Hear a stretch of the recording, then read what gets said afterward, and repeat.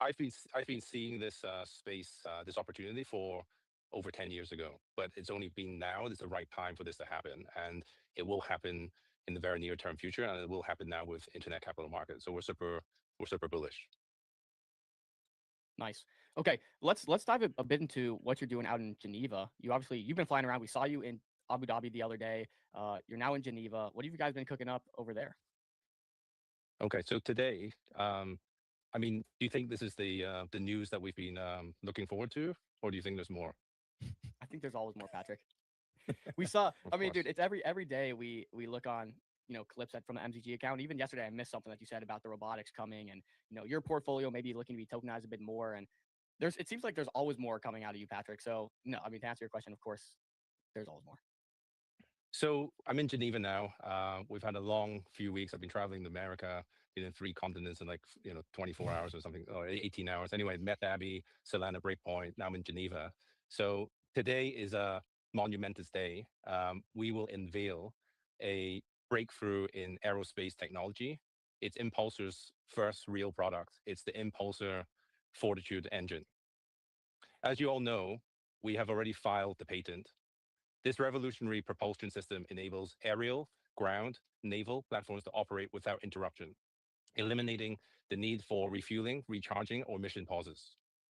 The Fortitude engine isn't just an advancement, it's the foundation of a new era in energy distribution and utilization. It will redefine how we design and deploy systems globally. Welcome to the future. Why the name Fortitude? It was actually my grandfather's name, Kiyao, in Chinese. What it represents is fortitude, but it's also a tribute to my co-founder, Roman and Tim, also to Julian and Helen and the rest of our team. Also to our most importantly, is actually to our supporters, you. This journey wasn't easy. It wasn't short, but together we've really invented something extraordinary. We've achieved this in a very short space of time. And this is our victory, and this is our fortitude. This isn't just another engine. This is the world's first powered by optical power transfer, the Fortitude engine. This is unprecedented in its design. It's exceptionally compact, it's powerful, and it's efficient. It's engineered for superior thermal management. And now I want to welcome my co-founder and partner in crime, Roman Park. Roman. Oh, let's go. Let's Roman, go. what's up, man? Wow, look at this. Great. Yeah, yeah. Okay, awesome, guys. We can hear and see you clear. Oh, actually, you know what? We are getting some technical difficulties from Roman's microphone. Do we have to add a Roman account as well? Can you hear it? I can I can hear I your can hear. microphone perfectly fine, Patrick. I I, think We Roman's can only hear picking up Patrick. through Patrick. Patrick's. Oh, no. Okay, I'll do another way. Hold on. That was such an No, no, awesome intro. I'll I do was another way. like, Uh, Guys, hello. yes, Yes. yes, we can hear you. Can you hear me? Okay, Yeah. yes. let's go. All right. Well, first of all, guys, I'm super excited to be here. Like usual. It's funny whenever I'm here, I seem to be breaking breaking the tech. But anyway, no, guys, look. We want to. You see everything here. You have the wide angle. You can see the device Yep. we have in front of you. Yes. Okay, excellent. So this is our Fortitude engine. It seamlessly integrates into drones, into vehicles, and other platforms. We're super excited to share more information about this system, as well as the other systems that complete the overall groundbreaking solution.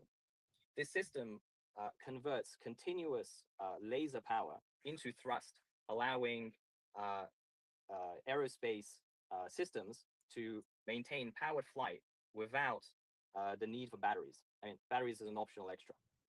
Additionally, it supports power scaling in a way that allows it to have far greater power output despite its size being very compact.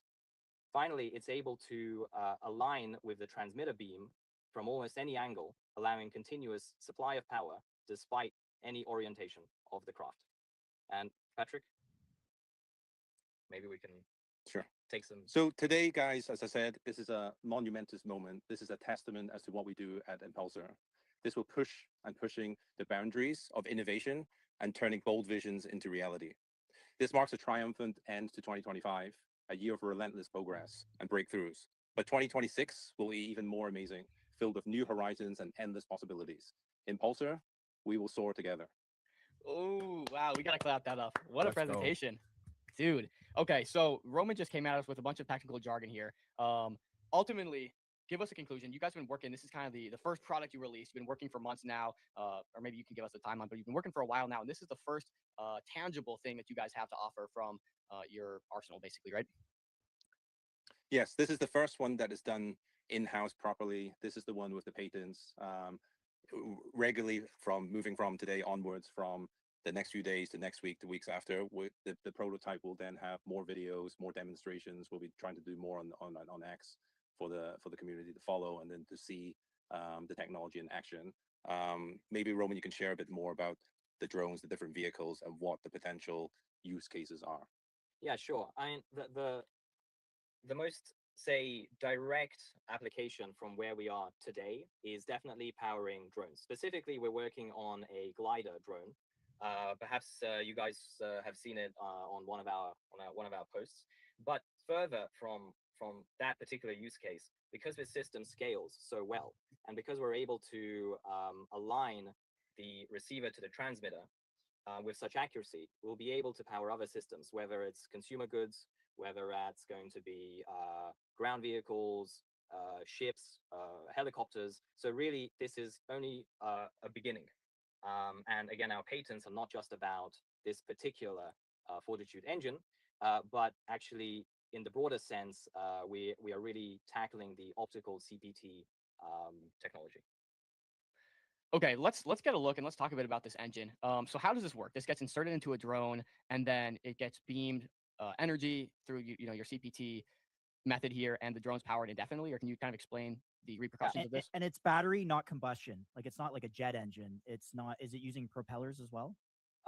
Right. So this is actually why it's a world first, because we're not only tapping into optical power transfer, we're also tapping into the vast thermal energy that is being created by beaming laser to the receiver.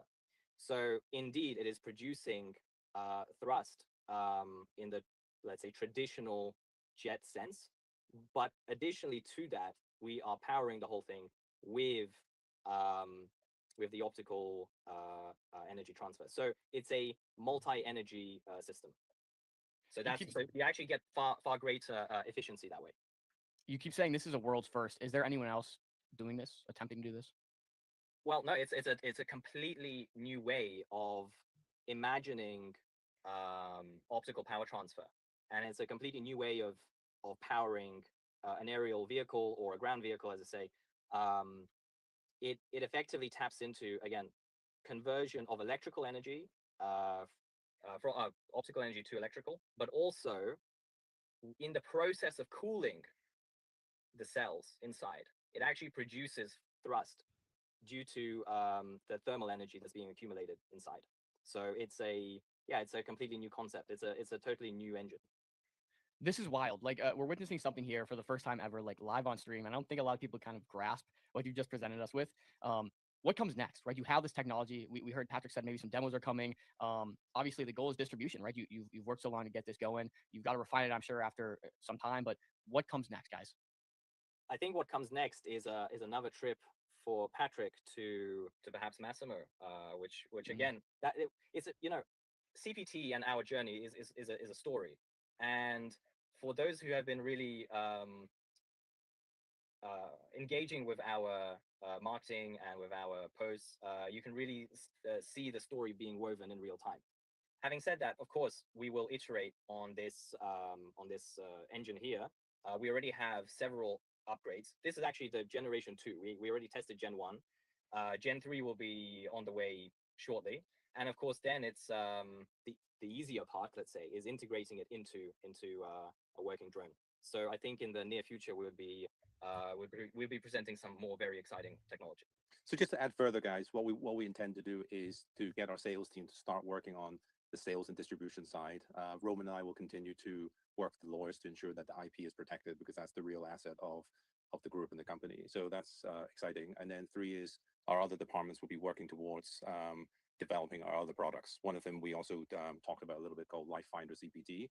Over the course of the next few days to week, we will also talk a bit more about what the functionality and capabilities of Life Finder are. We don't want to release and reveal all the good news in one day. So we're going to plan it over a few days to a few weeks. So a lot of people don't like holidays, such as myself. So people who don't like holidays, stay tuned to X, and it'll be more exciting than some of your presents on your Christmas tree. Yeah, we like presents under the Christmas tree. I have to ask, so DARPA and like Mitsubishi Heavy Industries and a lot of players are kind of saying that this might be a viable way to do power transfer. Are you guys working with any sort of either government or non-government agencies to kind of go from what looks like the prototype stage and to more of like a proof of concept? You mentioned Massimo as well, but maybe just talk about like how we take that leap to the next kind of commercialization phase. So really, the strength of our team means that we can just go it alone for a long time. Like we are taking it a very long way just by ourselves, and we will continue to iterate. We'll continue to improve. Our approach is so unique, so different. That's why actually it will work. As you see here, it's extraordinarily compact, and I think in the coming days, weeks, we will actually show how much power this little unit produces. It's really remarkable. And our approach is so innovative, so different, that we are going it alone for a longer extended period of time. And when it's right, and when we can deploy the entire solution, that's when we're going to be commercializing it.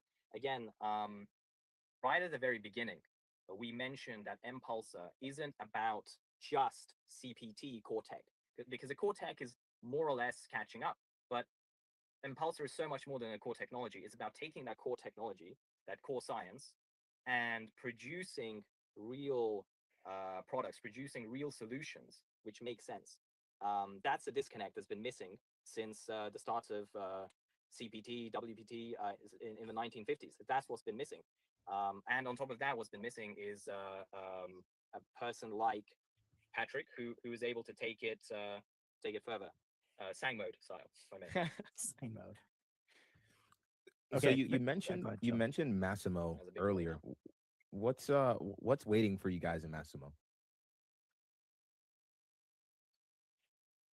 Sorry, you're breaking up. Can you please repeat that? Yeah, sure. You guys mentioned Massimo earlier. What's the significance there? What's waiting for Yes. you guys there? They're just one of our partners, and one of the ones that's helping us to customize and design some of the very specialized parts for not just this engine, but also for some of the other tech that we're doing. So obviously, as you guys know, it's in New Hampshire. It's an American firm and one of the top actually cutting edge technology chip companies in the world, actually. Multi-billion-dollar company from from what I understand. So that's huge. You guys are actually working with them. I guess any insight into how that, just for the audience who might not be familiar with who they are, what they do, what's the benefit for of working with a company of that on that level?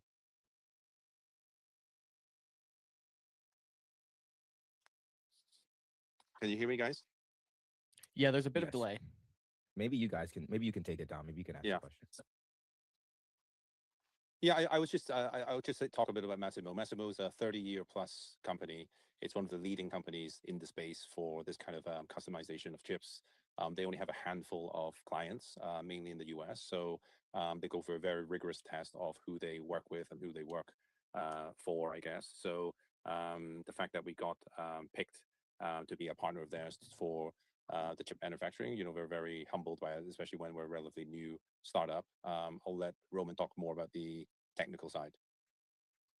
Yeah, so Massimo will be producing some critical components that are going to go into not just this, but into other products as well.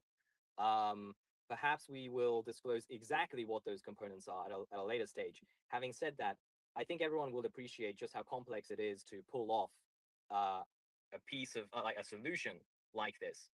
And that's why you need strong partners to do that. How many suppliers does Apple need for the iPhone? So in the same way, by Patrick's connections, we're able to source our components from the very best suppliers, and that does make a big difference. Okay, so you guys have a ton of products you're working on, this engine being your first. How do you guys get this into the hands of the right people? What's the next steps in terms of where do we see this implemented, and how do you scale this into engines of, I guess, ideally all drones in the future?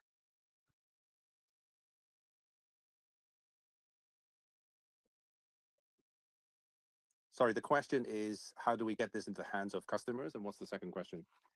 Yeah, I guess the step now is acceleration. You guys have the product. How do you accelerate it? Who do you get it into the right hands of, and what are the next steps? Next steps is, we're going from government level, industrial level, and then it's consumer level. We're focusing on government and industrial use cases for the time being. So right now, we need to start making more hires from a sales and distribution side. So that's kind of one of the major bottlenecks of the company right now, because the R&D side, the product side, the marketing side, we're doing very well. Now we need to go and close contracts and start signing so that big revenues start coming. We know when you have a good product, the sales typically tends to be pretty easy. How difficult do you think it is to sell this product, or it's going to be? Did you hear the question? I have no idea. Tom, can you please repeat that? Yeah. So typically we see in sales that if you have a great product, selling the product's not very difficult. How difficult do you guys envision selling this product is going to be? I don't think it's difficult at all in terms of the sale. What's going to take time is when you're working with governments and also industrial, bigger companies, typically the time that they take for due diligence and, finding out who you are, what the product is. So the length of time taken for that process takes time. The actual sale itself doesn't take much time. Are these military contracts, government contracts? Josh had a question here. He goes, ask about DARPA, or where did the grants/sales come from? Yeah. Could you repeat that one more time? It's quite difficult to hear you. Yeah, no worries. We can repeat it as many times as you guys need. So are these military contracts? And then Josh wanted to know about DARPA a little bit. Where did these grants and sales come from? Okay, so first of all, we are not involved with DARPA in any capacity. I think that is actually a massive strength, because they are focusing on funding companies specifically and only for military procurement. Therefore, if they do fund a company, then you're locked into that ecosystem, and you're effectively bound to only sell to them or whoever they approve. So that's why, first of all, we're more than strong enough to develop this ourselves, and we're not in any way involved with DARPA, and that's a real strength for us. Regarding potential customers, we of course are looking at multiple options, including everything from agriculture technology, so agri-tech, all the way up to emergency services, governmental departments. But I don't want anyone to sort of have the illusion that even agri-tech isn't big enough, because agri-tech alone is absolutely enormous. So the markets that we are approaching, they're huge, and they're very exciting, and actually that's why not being locked into a military-only company is so valuable. Got you, thanks. Yeah, you guys have a ton of products you're working on. In terms of building these products, are you building the product and then finding the customer, or finding the customer and then building the product for their specific need? I think that works both ways, Dom. I think in this particular case, we built the engine before we find clients, but actually there's some cases where we see what the client's needs are, and then we build the product or the solution to help these clients. So it depends. It works both ways. Dom, I have a question here. There's a question in chat about Lockheed Martin and maybe the existing entrenched industrial military complex, or you could extend that to other countries. Would someone like a manufacturer like that, would they license something like this? I mean, it's a difficult. Everything is possible. Everything is possible. It's all about the material that's in a purchase order, material in the contract, and the agreement, and that's actually a strength of why our team is inherently very, very strong, because we're made of entrepreneurial people. I don't know of any company which has basically all the positions filled with entrepreneurs like Patrick. So that's another strength, and we have to trust in the decision making of a man who has demonstrated that at the highest level all the time. There's a question around approximate costs for implementation of this propulsion system, and then also a question around what does the ground unit look like in terms of what's powering the engine? That's a great question. So I'm gonna go with the ground unit. I'm gonna answer ground unit first. We're going to show the ground unit pretty soon. And that ground unit really is, in a way, you can think of it as essentially like a laser turret. And that would then be mounted onto a transmitter station. I think some time ago we shared a drone hangar concept. So something like that would have not only magres to charge the drones internally, but it would also have a transmitter station, a laser transmitter station mounted with it as well. So it's like a dual CPT system. And the way to imagine it really, we'll show it fairly soon, but the way to really like imagine it is effectively a laser turret, and it would have full degree of movement, so it can beam to any angle. And of course, we have our own proprietary alignment system, which we will show maybe next year. I'm not going to say too much about it, but it allows us to beam power extraordinarily accurately, sort of like the size of a golf ball, traveling across the sky at high speed. So that's all going to be shown in due time. But for someone to imagine it, it's like a laser turret mounted on a drone hangar. It could be put on the back of a truck. It could be, yeah, just movable as well. So that's how to imagine it. There was a Dubai-based defense show that actually happened the same week that we were in Abu Dhabi this past week. One of the key themes was obviously drones, but it was also drones that were in, let's say, boxes, or drones that could persist in the air kind of indefinitely, or try to be indefinitely. We call them loitering drones, let's say. And then even drones that, as long as, as soon as they're on demand, they need to be launched, that their batteries are already fully charged and ready to go. Those were like kind of some of the key themes of the highlights of that show. Do you see this solution kind of addressing those types of needs?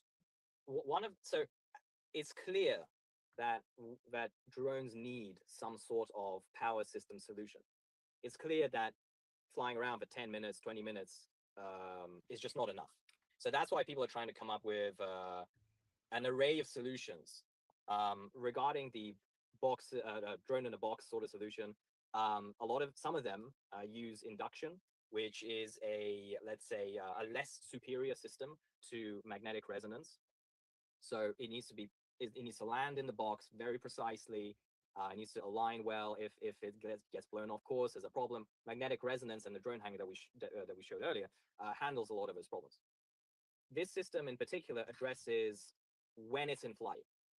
Now, of course, there are a few drones which are now effectively gliders, solar-powered gliders, where they have the whole top section of their wing covered in solar panels, and that gives them extended range. But what about their performance? And what about, in a way, the nervousness that comes with solar panels?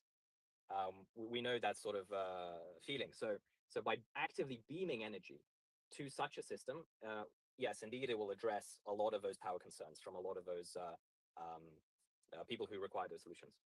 Maybe a question, sorry, I'm just keep going here, Dom. Maybe a question around the power or the laser system. Is it possible that one laser system could maybe be set up across a border area, let's say, and that the drone could fly from like laser system to laser system and kind of persist? Exactly. Okay. I mean, whoever said that is really imagining the future, really seeing the future. So yeah, indeed. I mean, you could literally have an array of these systems set out across a border, or even, let's say, along a flight path, like a flight path of commercial airliners, for example. They always follow the same flight path, more or less.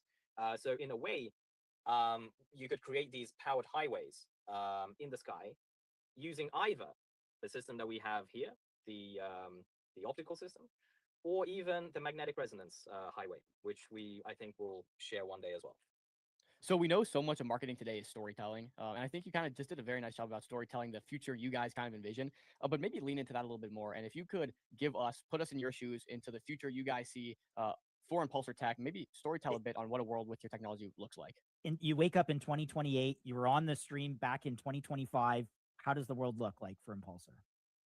I think, from the company's perspective, the vision is this will be from a government level, industrial level, civil level, consumer level. It's going to affect all of our lives for the better. It'll be able to prolong the energy transfer, and it's going to be done in such a way where later on, this will be a lot cheaper as we scale. It's going to be very common, like Wi-Fi, like Bluetooth, where it's become synonymous to everyday living. This will be the same way that Impulsor will be changing the way we live. And we're very excited about it. But we haven't been making the right announcements yet. What will come in 2026 will be how AI will help to power and be enabled in the CPT tech. Ooh, that leaves us with a lot to think about here. Going back to what Josh was talking about earlier, he mentioned a trade show, and you guys have mentioned quite a few times you have demos coming on the way. First and foremost, when can we expect some demos? What should we expect from these demos? And then, are you guys taking this technology to trade shows anytime soon to get it out there? Well, regarding the demos, you know, it's always an interesting kind of challenge with hardware, whereby you're going, you're progressing, and if, let's say, one component is just marginally incorrect, couple of bolts just not lining up, you have to redo the whole thing. So you end up going back to the supplier, going back to the designer. We redesign it, we reorder it. The molds might need to change, the milling might need to change, etc., etc. So I can't. We will struggle to give accurate timings on when those demos will happen, simply because we're pushing very hard. And if one component doesn't arrive to the quality standard that we want, then we need to reorder that component, and that might cause some delays. In the same way, actually, Patrick was planning to show this demo on the at the start of December, and we had some deliveries of some components. I wasn't particularly happy with them, so we went back to the manufacturer, and that's why we can't exactly tell you when we will have demos. But you can rest assured that we're working very hard to go as fast as possible. I saw that humanoid robotics video go viral a while ago of that robot kind of going around the house, doing daily tasks. When you guys think of this from a virality standpoint, and I'm sure you guys have focused and put some thought towards this when it comes to these demos you guys are working on, how do you get this thing just becoming the talk of the town in terms of Twitter and technology and advancements and all that stuff? Once these products get into the market, both from an industrial and consumer level, people will know about us. They'll see the practicality and effectiveness, the efficacy of the product and the solution. Then this will become a lot more in the use case. So I think it'll be like 2026. We're going to be a lot more well known, especially from a use case standpoint. We're still at the very cusp of the genesis of the whole company and the products and the solution. So 26 will be a big year for us. Noted. We're excited. Josh, Chill, I think that really gives a good wrap up on everything I was curious about. You guys give us a lot to look forward to with the AI, the many products you guys have talked about. We maybe the Life Finder. You showed a little device that was another product that you had talked about. Can you just expand a little bit on what that product's used for? And I apologize if I got the name incorrect. No problem. It's called Life Finder CPT. I'll let Roman talk a bit more about what it does and some parts of the functionality, but I think I would also like to maybe reserve a little bit of ammunition so that we can announce it more when the time is more appropriate. And the time would be imminent from days to maybe 1 or 2 weeks. Just in the Christmas period, we're trying to make a few things happen. And like you guys know us well enough now, when we want to give news, we want to give like solid news, not just like waffly stuff. We want stuff that when you hear it, wow, it's been done, not just a thought, it's a action. So Roman? Yeah, well, so there was someone, so we posted that image, and there was someone in the comments who wrote, "Is that a smartwatch?" And I thought, wow, that's spectacularly close. So it's a wearable device that is very intelligent, and it is designed for people who work in hazardous environments. And we are going to CPT it, as well as I hope you guys will get to see a lot more of Tim as well, who is leading that particular project on Life Finder. And I think he'll at some point come down onto the podcast and represent his particular field. We're slowly revealing each of the team members, each of the products, day by day, week by week, so that there's a little bit more suspense. We like it that way. The way you said that, dog. Is that an adult supervision or what? Yeah.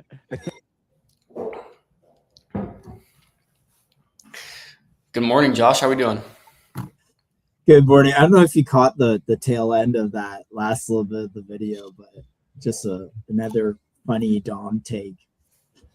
I was watching the whole video, but I must have missed that because none of my takes are funny, bro. Serious all the time. No, that is good. Are you house sitting today? What's your setup? No, dude, just down. Holiday tings down here for a little Christmas party. So got a setup going on in a family member's office. Awesome. Yeah, well, we had a pre-show. We had the Impulsor video going, and someone just candled CPT though. I did see that. A little 14K clip, just one clip, 14K into the chart. Hey, not the way I would go about it, but I'm happy that they did. So, how are you feeling? How are you feeling, Josh? Good, guys. I just realized I don't have my new camera on, so I'm gonna turn that Oh on. no. Nonetheless, guys, welcome to the show today. We got a pretty interesting inflation print today with the CPI. Wow. Pretty unexpected, I would say. Did you see that at all, Josh? I did. So the context here even is that the October numbers didn't happen because of the government shutdown. And then all of a sudden we get a really cool print that was a lot lower than expectations, which is pretty good because that gives them a clear path for rate cuts, which I think is what the incoming potential Fed governor will want to see, or Fed chair, I guess, and also the U.S. administration. I don't know if that was your read on it, but love your take, Dom. Yeah, my read was I was pretty shocked, I would say. You look at CPI and, last month the dog ate the homework on the CPI. And Josh, tell me if this is zooming in for you because I am on a MacBook today rather than the home setup. Is that zooming in at all or no? No, it's not, but it's not also bad. We can see the screenshot there, pretty decent. Okay, cool. Then we'll run that. Yeah, but so CPI came in, lower inflation than expected, which is obviously good for the market. And like you said, closer to rate cut, the numbers that we need for rate cuts. I was very shocked by this. Look, last month we got the dog ate your homework situation where the CPI just magically disappeared for the first time in history. And so, we all saw that and said, okay, well, inflation must have been so bad that they somehow suppressed the numbers so that we couldn't see it. And then today we get a really good print and I was pretty surprised, but you got to read into these because it's like, there's always nuance to it and it never reads as it seems, but nonetheless, very good. So I'm happy with this, kind of optimistic. It's interesting, when you think about bull markets, you never kind of mark the bottom of a bear market with good news. However, who's to say we're in a bear market, although it has been pretty bad for the last year, but interesting nonetheless. We got Chill backstage. You want to pull him up? Oh, yeah. Get his take on this. Chill, TRD. Yeah, Chill. What's up, brother? GM guys, what's going on? What's going on? And dude, starting off hot with some Wi-Fi issues as Chill tends to have. You gotta love it. You gotta freaking love it. How's it going? Can you hear me okay? Yeah, you're good. Did you take a look at the CPI print or not really? Yeah, no. CPI came in better than expected. I think from what I understand. I remember kind of reading about it as it came out just a little bit ago. It came in a lot cooler than expected, right? Yeah, it did. Interestingly enough, though, like Bitcoin is not even up on the day. As of recently, it had gone up about 2.5%, and now it's quickly getting faded off, which is just a tale as old as time at this point. I mean, look, we've covered it so many times on this show, especially over the last couple of weeks. Somebody, not even a couple of weeks, I should say, excuse me, a couple of months since this downtrend started, somebody got carried out in a casket on 1010, and we still don't know a lot of information about the extent of the damage. All we know that there's some people, maybe even a few, maybe if it's not just one entity, someone got carried out, man. So there's a lot of I don't like saying headwind. I don't like being a bear. I really don't. But the fact is, there is something holding back this market. And, according to this price action, we're not ready to break out just yet either. So we just got to hang in there.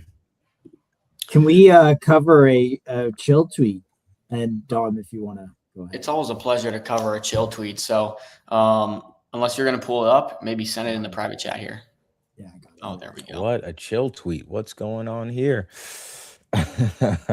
Yeah, so tweeted about this yesterday because we've covered it so many times on these streams, but haven't really written about my thesis. But basically, it's very clear: a choppy December, and we could even potentially retest, 80K, maybe even sub 80K levels before potentially seeing a reversal here going into next year into 2026. I'm still bullish on 2026. I believe still all-time highs coming in 2026.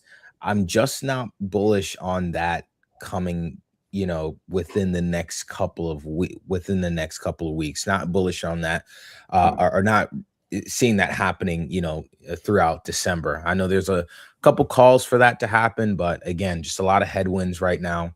Bitcoin has not decided on a direction. On chain has no clear path forward. There's not many tokens out there that people are willing to buy right now. So there's not really a lot of demand for anything really. So just some things to be aware of, some things to watch out for. And if you scroll to the bottom of that tweet, you'll also see the very last thing. The demand for Bitcoin is not there. The trenches are angry. I don't know if you guys see it, but there's the Axiom badges are going after each other, man. I don't know if you saw the battle of the badges on the timeline. Yeah, there's a few guys that have the Axiom badges. There's guys that have the green badge for the casino, but they represent the trenches. Many of them do, and they're angry. They're coming out. Rob Paul says it all the time. They're slinging poop at each other. But that's essentially what's going on in these markets right now. But it goes to show how angry, how frustrated the market is. On chain is imploding. Not many people want to be a buyer. And so this is all kind of turning into signs of peak fear, peak panic, but not quite there yet, in my opinion. But so we're looking for signs of reversal. Going to need some time to see all this resolved. But as you can see at the last part of that tweet, job's not finished. Yeah, it's interesting because crypto is such a retail-driven asset up until this point. And I saw some numbers and some stats on the equities market, and it's pretty impressive. We've gone from a very low percent of equities being dominated by retail to the number creeping up to, I think, roughly 30% of volume is driven by retail today, which is pretty staggering compared to where it was at before.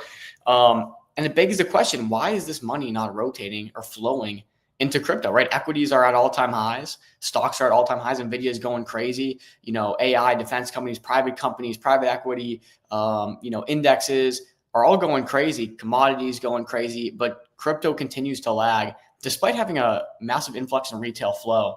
So it's just kind of an interesting question. I actually saw that I have a tweet pulled up here as well. I thought it was really, really interesting. And I would recommend everyone goes and reads it. It's a bit long from Dougie. Did you guys manage to read this at all or no? Saw this. Yeah. It's a really interesting tweet, and it says, crypto is dead, right? It's kind of a hook. But the TLDR on this tweet is crypto's gotten so busy building crypto products for crypto bros, it's kind of lost the plot in terms of just building great products that happen to use crypto rails. And I think that's the thing we're missing, right? We've seen, and he gives some really great examples down here. From crypto natives to real world native, technology adoption usually looks boring. Early on, you get the weirdos and true believers. If the tech is real, it disappears. If the tech is real, it disperses into everything else. People stop talking about it as technology and start talking about what they can do. We're already seeing the green shoots. Polymarket users checking election odds who don't realize they're querying the blockchain. Merchants in Lagos or Buenos Aires settling invoices in USDT because it clears in seconds.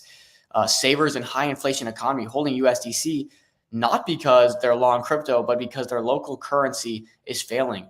These users fit crypto into their lives without needing to know what a roll-up is. The tech makes their lives cheaper, faster, and better. It's not as simple as degens versus normies, though. There's a massive middle class we've mostly ignored. People who are tech savvy, care about privacy and control, and or like direct exposure to the markets, but have zero interest in yield or points farming. Long story short, I mean, I think he makes a great argument. Like, we've kind of lost the plot here with crypto, and we're selling crypto products to crypto bros, when in reality, we should just be integrating crypto into great products. So I would recommend everyone kind of goes through this and gives this a read, because the market, I think, and the mentality of crypto needs to shift into a broader focus in order for us to really hit it big, right? We need some like Polymarket's a great example, but we need more products like Polymarket simply making good products and using crypto rails for this to kind of catch. So we're kind of in a different era, but this is a great read. And I think it's a big issue in crypto we're seeing right now. And I think Doug makes a fantastic point here. Yeah, I had this one on my reading list. I was muted when you was asking about it earlier, but I loved this article. I didn't get a chance to fully read it. It is super long. So I didn't get a chance to fully read it, but a lot of great information in there. But he's right though. It all goes back to this age-old question that crypto has been asking itself throughout these last few weeks. What makes tokens valuable? And I like to actually, just to kind of add on to everything that you mentioned, there's a write-up that I have going out, guys, at 2 p.m. And the write-up is I guess we can kind of take a look at this this pre-tweet this pre-tweet stage of my content that you guys get a chance to see from time to time. So here's this tweet. Basically, I said, a lot of on-chain projects are fugazi. I don't know if you guys have seen it, but there have been acquisitions where token holders get left behind. There's times where, as that article mentioned, we've lost the plot as an industry. And really what I said here was on-chain needs a reset. It needs a reset because adoption, initially we thought that was bullish, but as it turns out, that's not always the case. Because these utility projects are basically just crypto startups at the end of the day. That's really what it is. And the end game for startups is acquisition, failure, or becoming a profitable private business. And as it stands right now, even in the best case scenario, if your project beats the odds, they get acquired, token holders are typically getting left behind. We saw that recently happened with Axler. Their former multi-billion-dollar project getting bought out by Circle, but Circle just bought the team. They bought the tech. They did not buy the token. So token holders were completely left behind. This kind of link between team and community via the token is basically a handshake agreement. It's fragile. There's no formal or legally binding commitment or terms. While the teams at first may promise the world, when circumstances change and they actually find themselves running into good circumstances with the business, token holders, they don't mind leaving them behind, as we've seen time and time again. And so I think everything that this choppy market is forcing us as crypto participants to ask ourselves is, what makes tokens valuable? What should I buy? Why should I buy it? And I think that's where these ownership models truly make tokens intrinsically valuable, because they provide some sort of protections for token holders, but they also hold teams accountable at the end of the day. MetaDAO's Futarchy model, Soar's debt DRP model, and Street's equity anchored model as well. So I think that, look, there's buybacks, right, with hype. There's token gated access. There's governance, payouts, using tokens for discounts, but that's a band-aid fix, in my opinion. We need true ownership if we're building the future, and that's really what this whole conversation is about. We keep coming back to this, and it leads us to the same answer that we've been covering on MCG time and time again: freaking ownership. Yeah, I mean, boom, there it is right there. We need ownership. That being said, we have an exciting show today. We got some bangers on. We got Repo. We're going to learn a little bit more about Bit.Dot Labs and their gaming studio. And we got Solomon Labs coming on for an update to hear a bit more about what they're working on. So should be fun and exciting. Did you guys see that we got Near on Solana? Wait, say that again? Did you guys see that we have Near coming to Solana? No. What's that all about? I did not hear that. Yeah, I'm not sure exactly how it works, but I have a tweet pulled up here. Sorry, Dom. I'm trying to help you out, but yeah, you're good. That's okay. I was struggling to take the screen off, but nonetheless, breaking news: the Near protocol token is now live on Solana, and Near, I believe, is their own layer 2, right? So I thought it was an L1. I thought it's like is it a layer 1? Probably. I'm pretty. Let me double check. I'm like, pretty sure it is though. I think positioning itself as like a gaming L1 at one point. I thought it was AI related. Yeah, because of AI. because of the NVIDIA, the relationship with the NVIDIA CEO. Yeah, it's an AI protocol. I'm not really sure the severity of this, but it seems the Solana team, Vibu, Meteor are very excited for this, token to be tradable on Solana. Again, but I'm not super familiar with Near or the repercussions, but I just want to hear if you guys had any thoughts on this.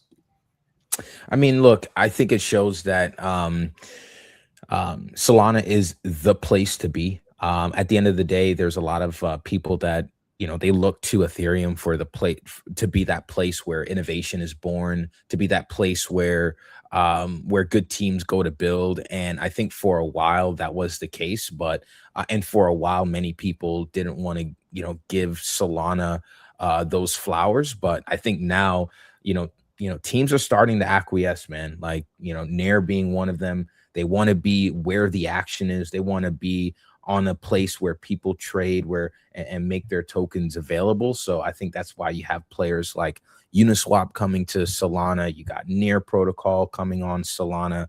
And I think this is just the beginning of an industry-wide acknowledgement for Solana being the place to be. You say acquiesce, I say capitulate. I think this is recognition that, and everything you said, absolutely correct. But this is kind of like, throw in the towel. We're not relevant. We're coming to where the trading activity, user experience is, and it's just how it works. Yeah, I think that's the case too. And if you look in the thread, it goes, if you hold Near or any supported tokens on Near interns, you can withdraw to Solana. So it seems like they're really moving all operations to Solana is kind of what I'm getting from this. So I think you nailed it on the head, Josh. Really?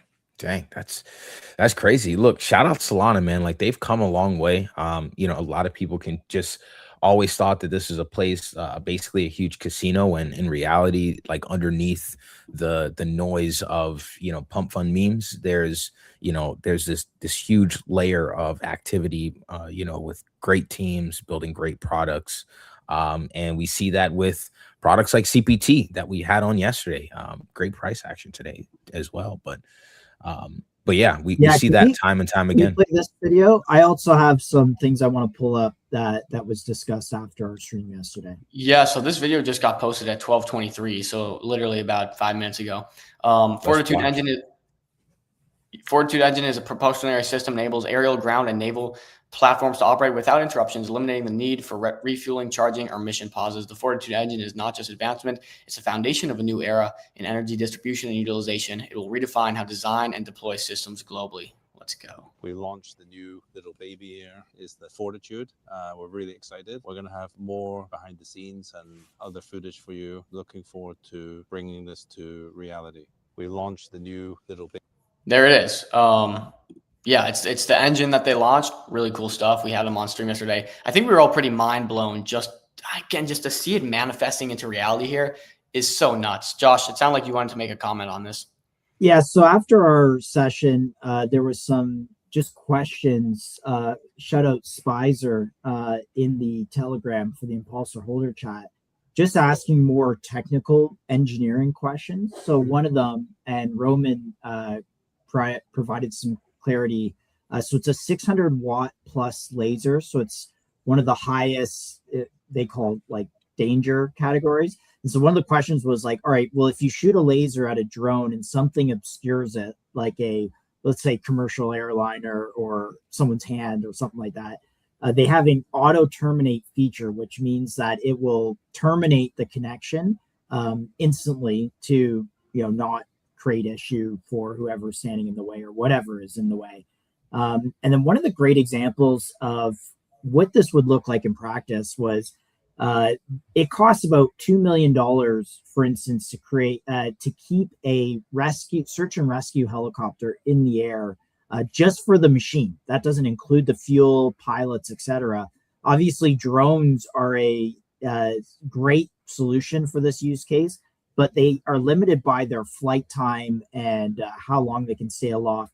And so one of the use cases was for $200,000, you could have a CPT powered, let's say, long endurance glider, which is powered by an engine like this, and it could persist in the air indefinitely, basically for as long as it's in contact with the ground station. And it could, replace at 1/10 the cost of some of those other aerial surveillance assets. So I know governments love this kind of stuff. They love exploring these types of frontier technologies and putting resources behind them. There was one example, and people were like, well, how well thought out this is. It's quite well thought out. So apparently the guy who's working with Impulsor, he was building high-powered lasers to deflect lightning strikes. And that's how accurate the laser system was, is that the lightning bolt's coming in and the laser can I guess intercept it, which, I mean, really fascinating, really cool. I'm just trying to see if there's some other notes here that are worth mentioning. Again, all this is happening in Switzerland. Yeah, I mean, the last thing I'll leave you guys with is Patrick mentioned that there could be the 12 days of Christmas of CPT updates. I don't know how true and what cadence that is, but yeah, there could be more to this. And the model that they showed there is what I would assume is a bit of a 3D printout model, and I'm not sure where they are in their prototyping stage. Roman mentioned that they wanted to show this off in December, which would have been crazy, but they need to dial in some of the prototyping. But any demonstration of this in real life, real world scenarios, and I think CPT could reprice to $100 to $200 million just off successful demonstration and patent filings. Financial advice from Josh. We love to see it. Not financial advice, but if you look around at these types of equivalent technologies and what they raise at, yeah.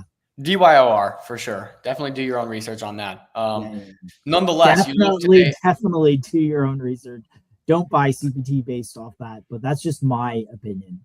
Nonetheless, you look at the markets and CPT is up 10% on the day, despite Meteor down 3, Pump down 5, CLED down 6, ICM down 5, Viva down 4, Duke down 10, or Duke down 17, Oro down 10. So pretty good showing. I guess people must have liked it.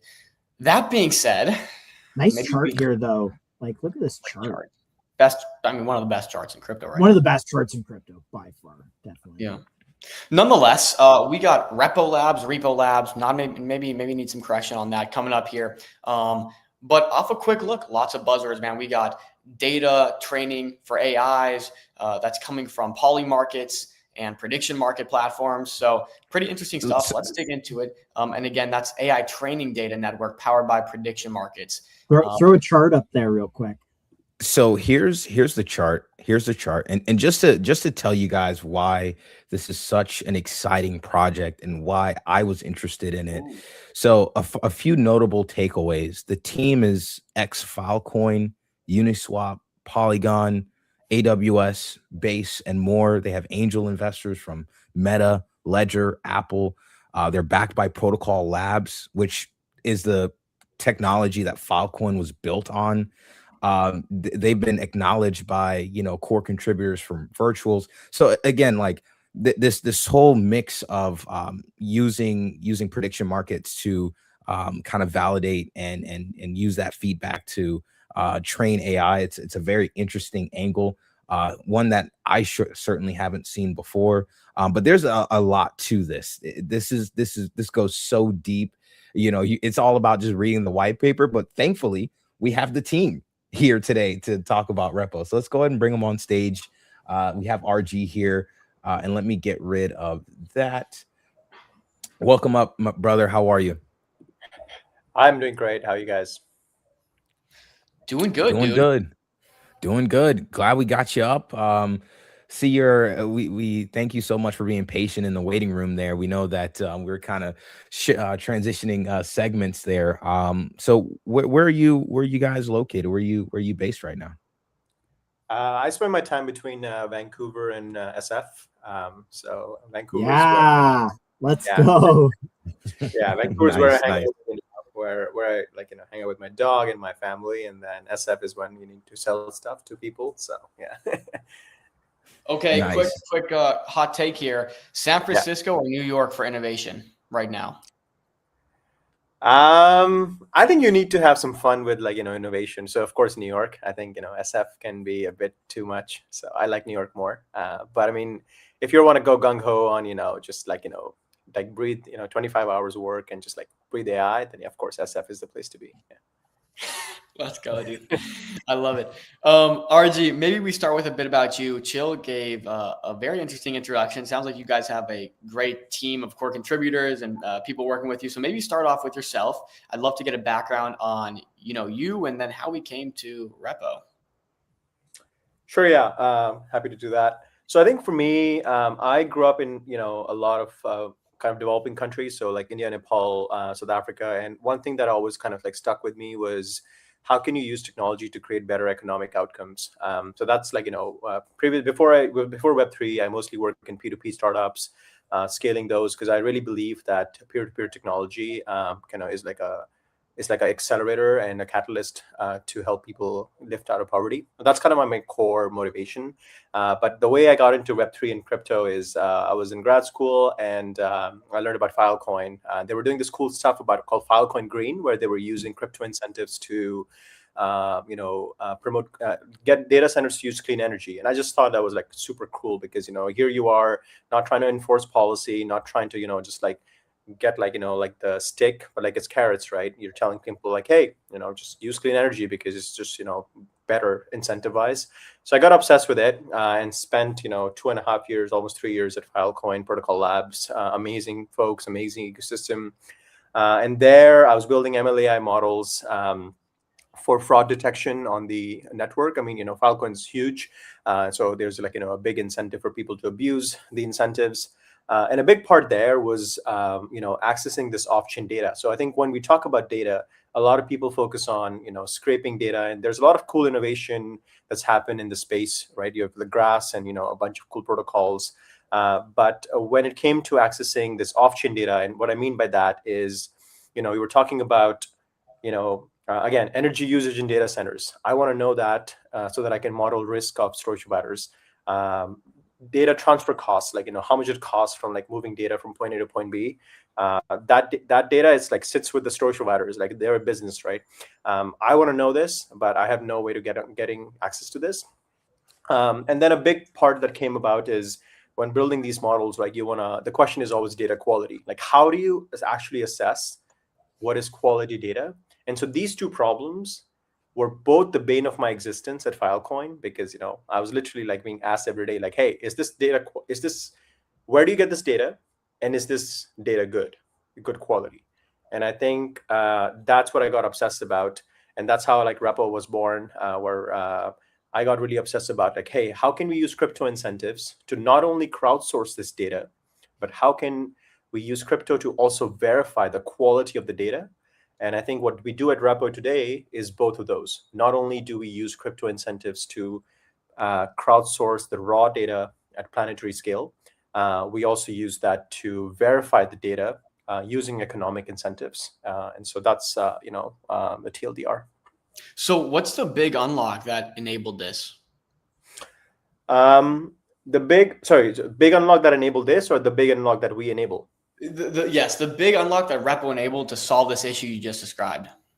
I think the biggest unlock is that it's the first time that a company or even an individual can measure someone's strength of preferences. So, like if someone was to say like, hey, how's the, MCG podcast, right? A lot of people will be like, yeah, I like it, like, yes, it's a lot of time it's binary. I mean, sure, you can get a bit of a range through qualitative feedback, but, it's a binary, but it's binary, right? But imagine if you can get 100 people to vote tomorrow where they have to lock, like using this V token mechanism we built out, where you can capture how strongly someone feels a certain way about the podcast. And in this case, you can use it for anything, right? And I think that's the main unlock that we have done.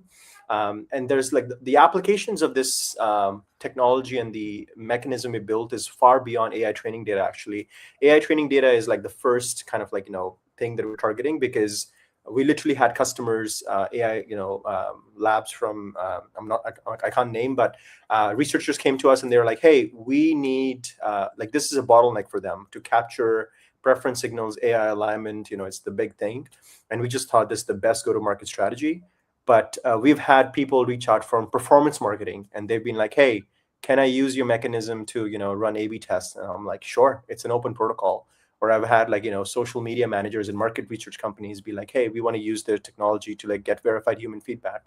And the last one I want to mention is just index on verified, because in the age of AI and AI agents, I think distinguishing between agents and humans is becoming a lot more valuable. I mean, we all see tweets about, people being like, hey, AI slop, I just don't want. And I think there's just so much here that we can unlock just by combining preference signals with economic stake. Got you. Is this kind of referring to what you just said about the total votes and locking? Is this what we're seeing here on the screen? I see 64,419,890 votes. Yeah, this is all live, verifiable. The contracts are there. So the best way to kind of think about it is, I mean, the V token mechanism, of course, pioneers were Curve and, Arrow, big fan of those teams. And the way to think about it is how quick the two measures that we measure internally is how quickly are the votes going up, right? So we went from like, I think 50 million to like 64 million. And then we also measure this number, like we care less about like how quickly the total repo locked increases. We care about how consistent does it stay, because that tells us that someone who has locked repo to participate in the ecosystem, in the system, are they like generally relocking it, right? And we've actually gone from 42% to 49% to now the latest epoch. Every epoch is 48 hours, 2 days. It's 51. And that is actually a great measure to showcase like not only conviction of participants, but also like, how the adoption is increasing. The best way to think about it is, the token is fluctuating, right? It's like a utility token. But if someone is willing to lock the token to participate in the system, they're more bullish on their ability to earn a higher return by participating in our prediction markets in some shape or form than the ROI they can get just by the token volatility. I think that's how to think about it. Yeah. So let me know if I'm understanding this correctly. Basically, what happens is a user locks repo, and they, or I guess a protocol comes and they say, we want to determine an outcome of something, or we want to determine feedback on this. A user then goes in and locks repo, and they somehow get rewarded through doing this lock. And then in turn, the protocol that came to you guys gets verifiable results of what they're looking for. So we can like backtrack a bit. So let's work with an example of a company we're working with that builds digital twins for big fashion brands, right? Their whole thing is they build these digital twins to allow these big fashion brands, design retail stores. What they're looking for all the time is verified human feedback. They want to know, what is good, what is bad. More recently, they're actually also training an off-the-shelf SOTA model to fine-tune it, and so they need a lot of this data. So they come in and they create what we call a subnet.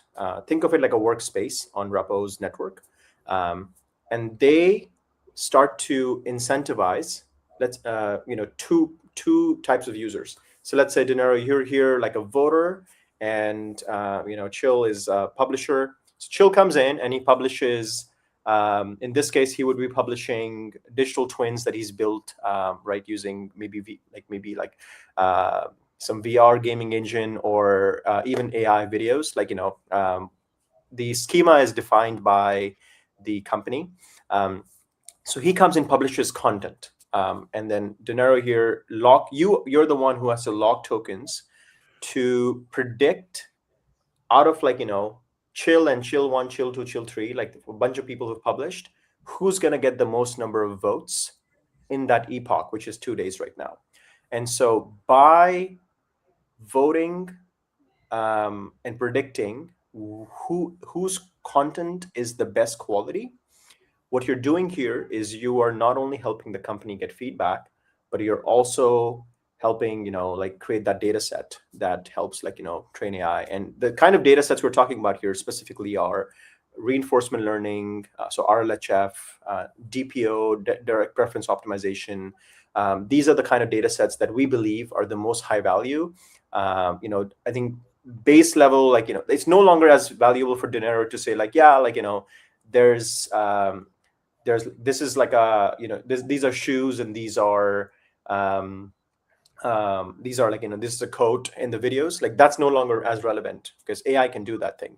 What's more relevant is you telling yo, I think that this kind of stuff is going to sell like hotcakes in LA, versus this kind of stuff is not going to work in New York, because clearly Dinero has an awesome fashion style here, right? So I think and I think that's the beautiful part as well, because this mechanism allows you to self-select experts. One of the biggest pain points in the world of AI is finding these domain experts, because we've moved away from just hiring people in Bangladesh and some other countries and paying them really bad wages to label cat and dog. I mean, how these AI systems are trained. But we're past that. Now what we need is doctors looking at MRI scans, or fashion experts looking at really nuanced stuff and being yo, this is what's going to work, this is not going to work. How did that domain expert? In today's world, people are paying crazy amounts of money to hire these people. But in our system, someone like Dinero can self-select and be I think I'm going to come to this subject about fashion because I think I'm good at that. And I'm going to lock some tokens. I'm going to give my feedback because I think my feedback and my thoughts here are valuable. And that's what's happening in the system. You can come and give your feedback. Hey, RG. I think we might be losing you a little bit here. Spotty connection. Can you? Is it better now? Yeah, just hold your finger above your head like this. The router will connect better. Yeah. Yeah, perfect. Yeah, no, you were cooking there. Just rewind 5 seconds. But continue. That was interesting take. Got it. Yeah, all I was saying is that domain experts can self-select and self-discover on Repo, compared to compared to companies having to go out in the world and recruit these people. That's one of the biggest OpEx costs for AI training companies, and even market research companies to find experts. And we basically solved that. Amazon was doing this. Everyone thought Amazon shopping AI system was actually real, and what ended up happening is just people were watching the video feed, adding it to the cart or something like that, and just it was overseas, whatever you want to call it, AI tagging or whatnot. Do you any chance we're a screen share friendly live stream here? Can you show the platform of what it's like? Is there a big green voting button and then I show all my tokens staked? What does it look like? Yeah, totally. I can share. We love live demos, and of course we caveat with everyone that live demos are never always perfect. So, but yeah. Also curious, while you maybe pull this up here, how does the reward look then? If you have maybe 3 different outcomes, you obviously get to choose from 3 votes. Does the winning vote slash the other losers and the rewards go to the winning contributors, or? No, we don't believe in like kind of zero-sum games. So basically the way this works is everyone who published something, and even if you got 1 vote, you will win something. So essentially the way it works is these are all the stuff, I mean, in this epoch over 117 people have published. So I go and, someone has created this like interesting dating app. So I go view the content here. It opened up in a new tab. So one second, just, someone basically had the post about dating apps, and then they've built this dating app on Replit. So let's actually go to this. Lots of tabs here. Right. Apparently this is a phishing website, but I'm going to take the risk here. Cool. Okay, it's not working anymore. It's not found. And it's gone. No. But essentially, so this is the idea. I mean, people can publish, stuff they've built, a bunch of different stuff, right? So yeah, and there's like a lot of that stuff. So the way it works is you come here. I mean, I'm not going to vote for this, but someone, posted this, which is, I think, videos of cats. So I'm going to go here and I'm going to say, okay, how much voting power? Well, clearly, as the founder, I don't have enough repo. So I have to lock repo here. So you go here and, you would buy repo off the market. You would lock some repo. And just like the Aerodome mechanism, you can decide if you want to lock for 1 week, 2 weeks. In Aerodome, I think it's about 4 years, and the max. Our max is. Can we pause on that and just kind of zoom in on that feature, just for those that might not be familiar with like the VE tokenomics, that kind of style? Do you mind just breaking that down for us? 100%, yeah. So the way the VE mechanism works is the TLDR is it's proportional to how much other people are locking in that given time frame. So in this case, we're all referring to 48 hours. And so what happens is that in that 48 hours, a bunch of people are going to lock X amount of tokens for Y amount of duration, right? And your governance power, or how much you can influence the decision, and the decision you're influencing is these 50. So here, when you look at the network performance, right? Every epoch, every 48 hours, 50,000 repo is being given away. So when you're getting this voting power, what you're getting is the ability to redirect these 50,000 tokens to basically one of the, to the people who've published stuff. Like, that's what's happening here. So you're a governance participant where you are, again, locking some repo to get the ability and the power to redirect the 50,000 tokens to whoever deserves them. That's basically the TLDR of the VE mechanism. And of course, we give you a nice NFT that sits in your wallet, which is like almost like a receipt that this is how much tokens you locked. Yeah. Got it. So we're locking tokens to get the ability to vote, and we're locking that over a period of time. So now kind of walk us through the rest of this process that's here on the screen. Yeah, sure. Let me just before we talk about the rest of the process, can I just talk about the tokenomics real quick? So do you not see like the emissions? Like, how do you overcome the emissions from this? Or do you see people like restaking those emissions to essentially continue having influence on the platform? Yeah, that's a good question, right? So that's when I was like shilling about voting and repo locked. That's what it is of course, I think when I say 51% relocking, that means that anyone who's locked is 51% of the people are relocking. Of course, we believe as a project that, people should take profits. And, it's a prediction market platform. It's all about profits. So yes, some people will earn these emissions, the 50,000 emissions, and depending on how many. I mean, of course, what we want is it being divided between as many people as possible, which are publishers and voters. But yeah, some people will sell them in the open market, which is fine. I mean, at least the way we see it is the sell pressure from repo earned is not that high, or is not honestly significant at all compared to like just the activity from normal trading.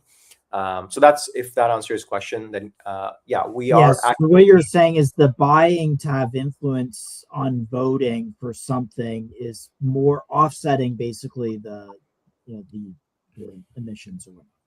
pretty much. And I think something that's really important to also highlight here is that we are not giving out an APY. Like literally, we're not giving Right. out an APY to lock, right? I think like this is all organic, which is something we're very proud of. A lot of projects, I think, we're not even like 1 month old since mainnet. So I think people are. I mean, the TLDR. This is more about the prediction market mechanism working. We've had, if you go on, just search repo on X, you'll see people posting about, hey, I paid. I mean, based on current prices, if you look at this, the publishing fee is 100 repo, so that's about $2, right? $2 or $2.3. People are making like $75 every 48 hours, converting $2 into like almost $100. And so I think that's what's happening in this system. Okay, and so back to Chill's question, going through the process end to end, you kind of left off with, okay, people stake, people vote, and then the emissions come in. Maybe pick up the and Chill. I don't know if you want to reiterate your question. I kind of side quested us on the emissions there for a second. No, I think you're good. Honestly, yeah, we can just kind of go through the rest of the process. I think you dovetail that well back into the flow here. Awesome. Yeah. So this is the dev wallet, and this has some amount of repo. So I'm not going to lock all of this, but so essentially what happens is, if I can create a lock, and then once I've locked my tokens, they will show up in my locks. What you see here is actually, as I mentioned, this is the dev wallet. 89 million repo was locked on day one as a governance lock to make sure that no one can game the system. And then what I can do here is I can go to vibe coding apps. So let's say someone has built this cool trading demo app. Hopefully, let's see if this is still live.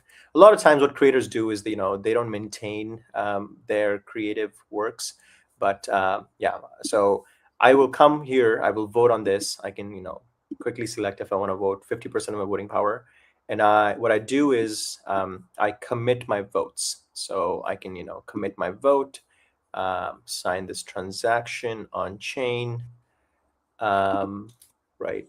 Well, my hardware wallet. But yeah, once Is I sign this it, happening? What chain is this on? Sorry, is it ETH or Base? it's on Base. On Base, yeah. Okay. But yeah, once I commit my votes, I am basically shown that, hey, I really like this person's content. And then at the end of the 48 hours, I can go and reveal my votes. So this is something important to know. The way we built this mechanism is that it's because it's an on-chain privacy kind of like a hack, because we don't really have like a real privacy chain today. And so people commit their votes in the first 48 hours. At the end of the 48 hours, they reveal their votes. And then once the reveal happens, the publishers get 50%. So in this case, this individual OX Glamour will get, if whatever votes they get, they will get 50% of, and this is a bit tricky to understand, so I'll try my best. So you have 50,000 tokens, right? Let's say that in Epoch 13, 25 people participated. So you have 25 people who participated in the prediction market. Let's say Glamour got, and the 25 people participated on the publisher side, and 100 people participated on the voter side. Now let's assume that Glamour gets 75% of all the votes. So like out of the 100 people, 75% of the people, 75 people vote for Glamour. What Glamour would get in this case is 75% of the 50K. She will get, or they will get like 50% of that. So the way our system works is 50% of the total emissions go to the creator, and then 50% are divided between everyone who votes. So it's a little tricky to understand, right? So 75% of 50,000, like let's assume 50%. So 25,000 is up, here. Out of that, Glamour gets 12.5K. They're based on their voting power, which is determined by how much they lock and how long they lock for. They will get pro rata distributed between them.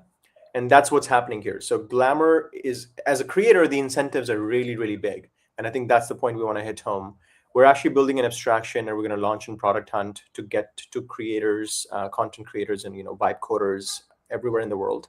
The fact that you can make 12.5K repo every 48 hours as a creator, you can actually make potentially more than that, right? It's pretty huge if you're bullish on the overall ecosystem and everything. So that's what's happening.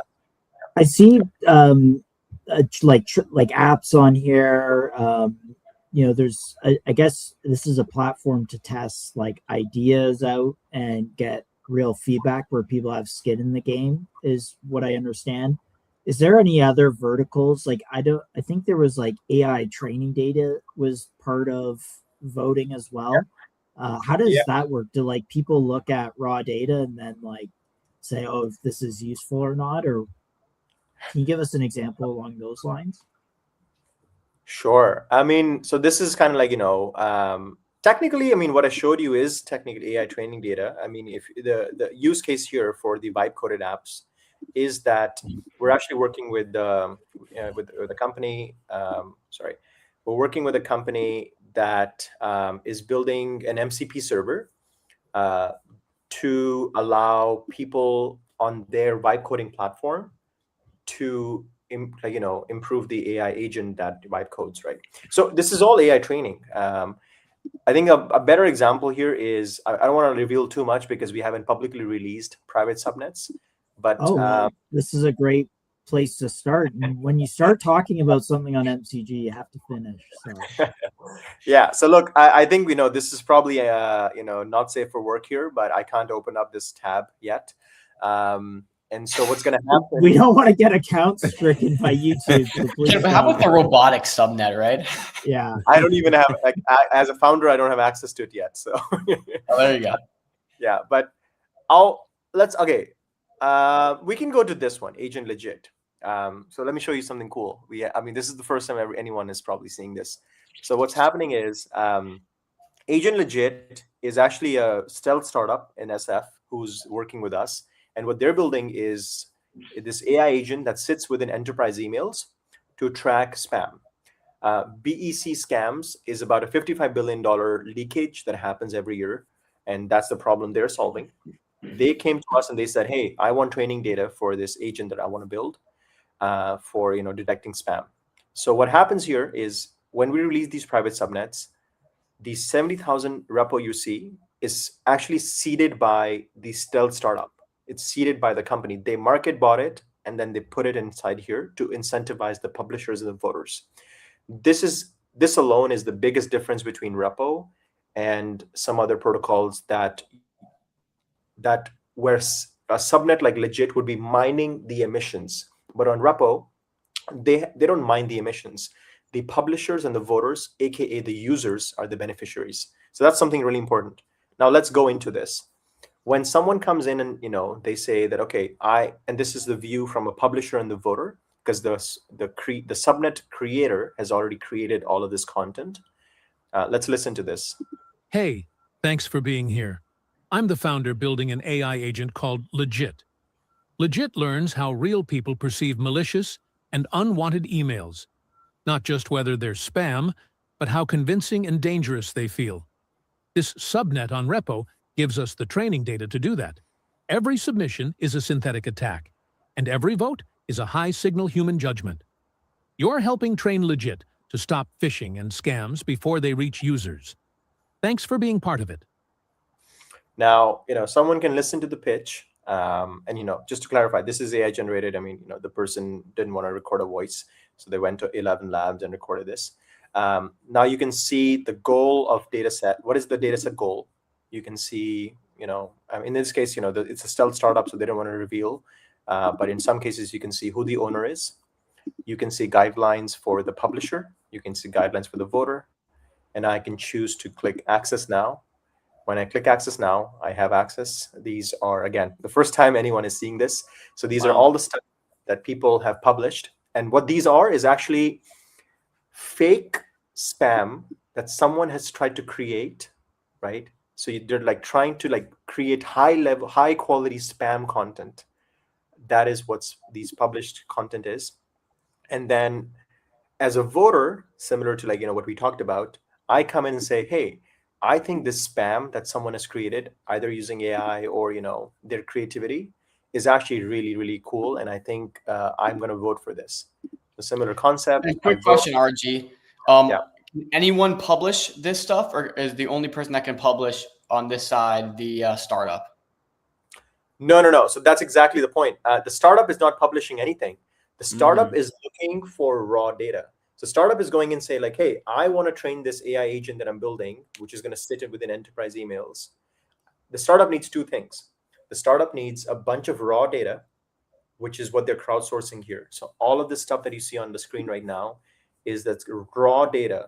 And these could be PDFs. These could be, I mean, we're limiting it to PDFs and images, no videos yet. But literally, yeah. Cool. So, anyone comes in and says hey, I think I'm going to come play this game where I'm going to tell you what is high quality spam. And then other people come vote on it and help you filter out what is high quality content, high quality training data, and what is not. And you can basically apply the same logic to adult content, right? I mean, if I were to click onto in this, what you will see is a bunch of adult content that people have published that they think is good. Then someone else comes and votes for it. And what that interaction, the data that is generated from that interaction, helps you fine-tune a model. I mean, we're working with some really interesting use cases. I mean, we have an OnlyFans model who's using their content to train an AI model, so they never have to publish content. The world is going to change. We are a decent protocol. We have no bias. So, yeah. And just so I'm understanding this correctly, so someone like the agent Legit, they're coming in and they're market buying these tokens to then lock in for users to vote on and basically get received as rewards. Am I understanding that correctly? Exactly. That's one of our system that these four sub-owners, Legit, robotics, they are all competing with each other by building a list of repo and also some social incentives, right? So Dinero is yo, which one do I want to spend my time and money on? You are being incentivized by these people, which I think how it should be, not that the subnet owners benefit from the emissions, right? We think that's kind of a broken system. So it's almost like a bidding war. The higher the incentive, the more, yeah. Interesting. That brings me to two questions. Number one, I see a bunch of different target markets here. Who is your target audience? Do you have a specific target audience, or just kind of letting the market figure that out itself? We don't have a target audience. Our next goal after we launch this private subnets is to make the subnet creation process self-serve. We have about 130 subnet creators on the wait list. People can come create a subnet and just start to crowdsource human feedback for whatever the hell they want. I think that's what's going to be. So as Repo, we have no bias. I mean, we do think robotics, adult entertainment, AI agents are some domains we're excited about. But yeah, we literally think that anyone can come. Everyone wants human feedback. People go to really great extents to get it in a nice way. And we're just making it available on demand. Okay. And then this is one question that I was left with as well. it seems like since everything goes through the repo token, in order to incentivize users, they have to buy repo off the open market. There's also repo emissions. Could you just high level walk me through the tokenomic structure? Also, how the team makes money? Is the team fully paid in repo? Is there an allocation there? Explain that, please. 100%. Yeah. So of course, the flywheel is working, and the way this works is people have to, a lot of these subnet owners have to market buy, and then the publishers and the voters are earning that. The voters are having to continuously lock the token to get voting power. So that's the flywheel. And the way the tokenomics works is we're, as Repo Foundation, for the public subnets that I mentioned, the 50K emissions are only for the public subnets.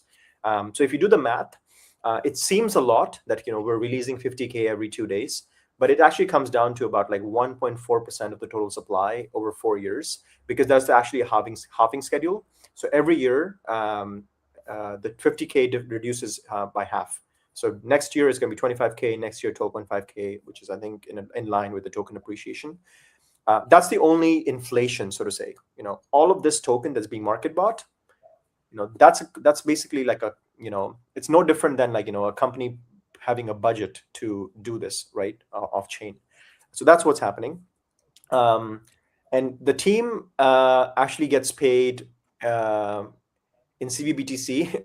We're big fans. We decided to launch with the virtuals ecosystem. Those guys are goated. So the way they built a system is we actually earn 0.7% of the trading fees every day. And on good days, that's about 10 to 12K that comes into the dev wallet. That funds our revenue. That's our we haven't had to sell like much of the tokens at all. We just built a bit of a treasury, about like $500,000 just to be safe. But the day-to-day operating expense comes from the trading fees rev share. And then of course, congrats on those fees. That there's a lot of Solana projects that are funded from fees that are not getting that kind of fees. So. Well, I'm looking now. You guys have almost 600,000 in volume just today in the last 24 hours. So you guys are churning out pretty good volume. Yeah, we're very lucky, and this is just on DEXs. I think once we're starting to get on centralized exchanges, the token will be more accessible, and we always look at everything from the product standpoint. And the last one I want to mention is our approach was that, right, like build the product, show use case, show adoption, and then actually open up repo protocol. We announced last week that there's actually another team building this policy arena for AI agents on top of using this incentive framework. Cool. There are going to be more and more products that's going to come, which are going to increase the adoption of repo token, as well as the technology. I think that's always a really good proof of concept, proof of work, when you have someone come and actually build a top of your technology. So it's cool to see that. I'm glad you noted it. Jill, I know you had one more question. We got to wrap here shortly because we're coming up on time, but this has been fascinating, RJ.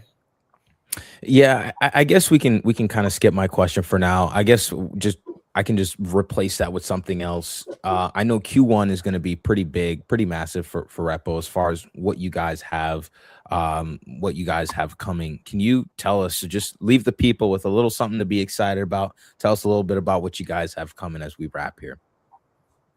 Of course, yeah. I think the two things I want to just I'll keep it short. Repo.exchange. So it's the landing page is live.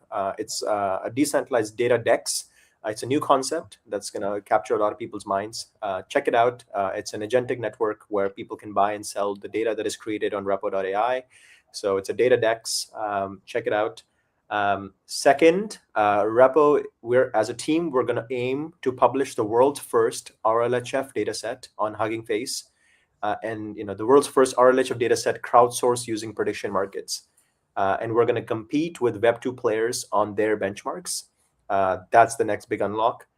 Even if we're in the 10% range of meeting, competing with the kind of on the quality of the data set using prediction markets, I think the sky is the limit, because we're no longer just a Web3 project then, right? Like all Web2 players take us seriously, because these Web2 companies are really, really tired of working with data vendors. It's predatory, the arbitrage is so crazy, the bottlenecks are so painful, but they just haven't found something that works. And we no longer have to spend money on marketing. We can just show that, hey, you came up with these benchmarks.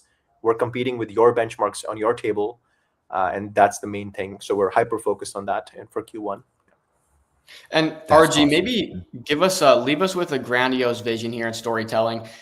When you think of Repo and what you're building, how do you envision a future if all things go well and Repo kind of becomes the source for aggregating, data? It's very simple. It's for humans, it's a new way to earn money. It's a new economy. We believe that thousands and hundreds of thousands of people will come to Repo every day to take like information from the real world and train AI. That's what's going to happen. It's going to be, we believe, millions of dollars will be flowing through. Like, it's a new source of income for humans. For agents and AI, robotics agents and models, it's a plug and play. If you've seen movies, right, like it's like a charging station. We actually have this gas station analogy. We think that it's actually very apt. An AI agent that is designed to trade, it constantly needs up-to-date data. I mean, right now it's just plugged into X feeds. That's fine.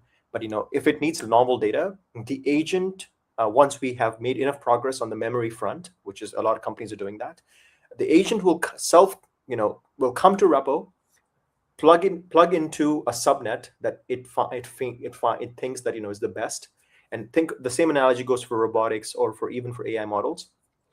These AIs are coming, plugging into this gas station, which is Repo, training themselves, and then going back to do what they were asked to do. And humans here what the humans are doing is they are taking information from the real world. And the TLDR here is humans are able to process real world information better and contextualize it and feeding it to AI. So that's what it looks like. Repo is a gas station. AI comes, humans come, human helps fuel. Yeah, there's so many different ways I could see this going. I even think could we even see a prediction market oracle for all sorts of different things, like maybe price oracle, where people somehow arbitrage from different sources and make sure price is up to date. And there's just so much to it, but I mean, all of that will happen. That's like not of interest for us. I think the money makers can do that. I think we're interested in solving more like, planetary scale problems. So yeah. Okay, RG, thanks for coming on today. We definitely have some stuff to chew on for a bit, so we appreciate you giving us this information and sharing today. Awesome. Super appreciate you guys for having me. Yeah. Awesome. Of course, RG. Appreciate you. Have a good one. See ya. Merry Christmas as well. Happy New Year. We'll see you in the new year. Yeah. Cheers. Oh, dang. You know what? I forgot to tell him maybe he can come back in Q1 after after they've I said released see everything. you in the new year. Does that count? Yeah, that Josh. counts. That counts. Right, That yeah. counts. Luckily we do have an open conversation, so we can circle back on that. But Yeah. What takeaways? What do you guys think? I can't believe they're making $6K a day in trading fees. Dude, so they had more volume than Avicii at one point. Jeez. Like, just to kind of put it in perspective, like, and that was just within the last like couple days to a week. But yeah, no, massive project. Base has some serious projects, man. I kind of like, you don't see a ton of density in terms of like it's quantity or quality over quantity, I feel like, on Base. So that was pretty cool. I think high level thoughts though, it's really interesting. And I don't know, I want to see more startups, more people test it out, use it as verification and validation for what they're building. And I want to see more, I guess, proof of concepts come from it and just test cases that work out. But super cool. Really interesting, honestly. Yeah, I think I'm really waiting on Q1, man. Like, I think so far, just from a community standpoint, low level, like just kind of starting off, they're a month in, community's buzzing, the platform is being used. I looked on the website, the performance dashboard, you can tell by the amount of votes that are going up, the amount of relocking that's going on with the tokens. I think that's a really interesting kind of early sign of potential success in the future. At least that's one that I'm looking to. I'm looking to as a because I love this project. I'm in it. Full disclosure. So yeah, looks good. Can't wait to see what they come up for 2026. I think I like the founder too. He was very well spoken. I think some of the things that really interested me too were people are interested in building on top of these markets already, which I thought I thought is typically a good sign that you have a product that's worth using, obviously, right? So very cool. Nonetheless, we have Bit.Labs coming up next. We're a little bit in the dark about everything with them. I think it's a gaming studio. So we have Nahid here with us. Hopefully I pronounced that right, to tell us all about Bit.Labs and launches. Nahid, you with us? Yeah, I am. How's it going there, guys? Can you hear me okay? We sure can. You sound good.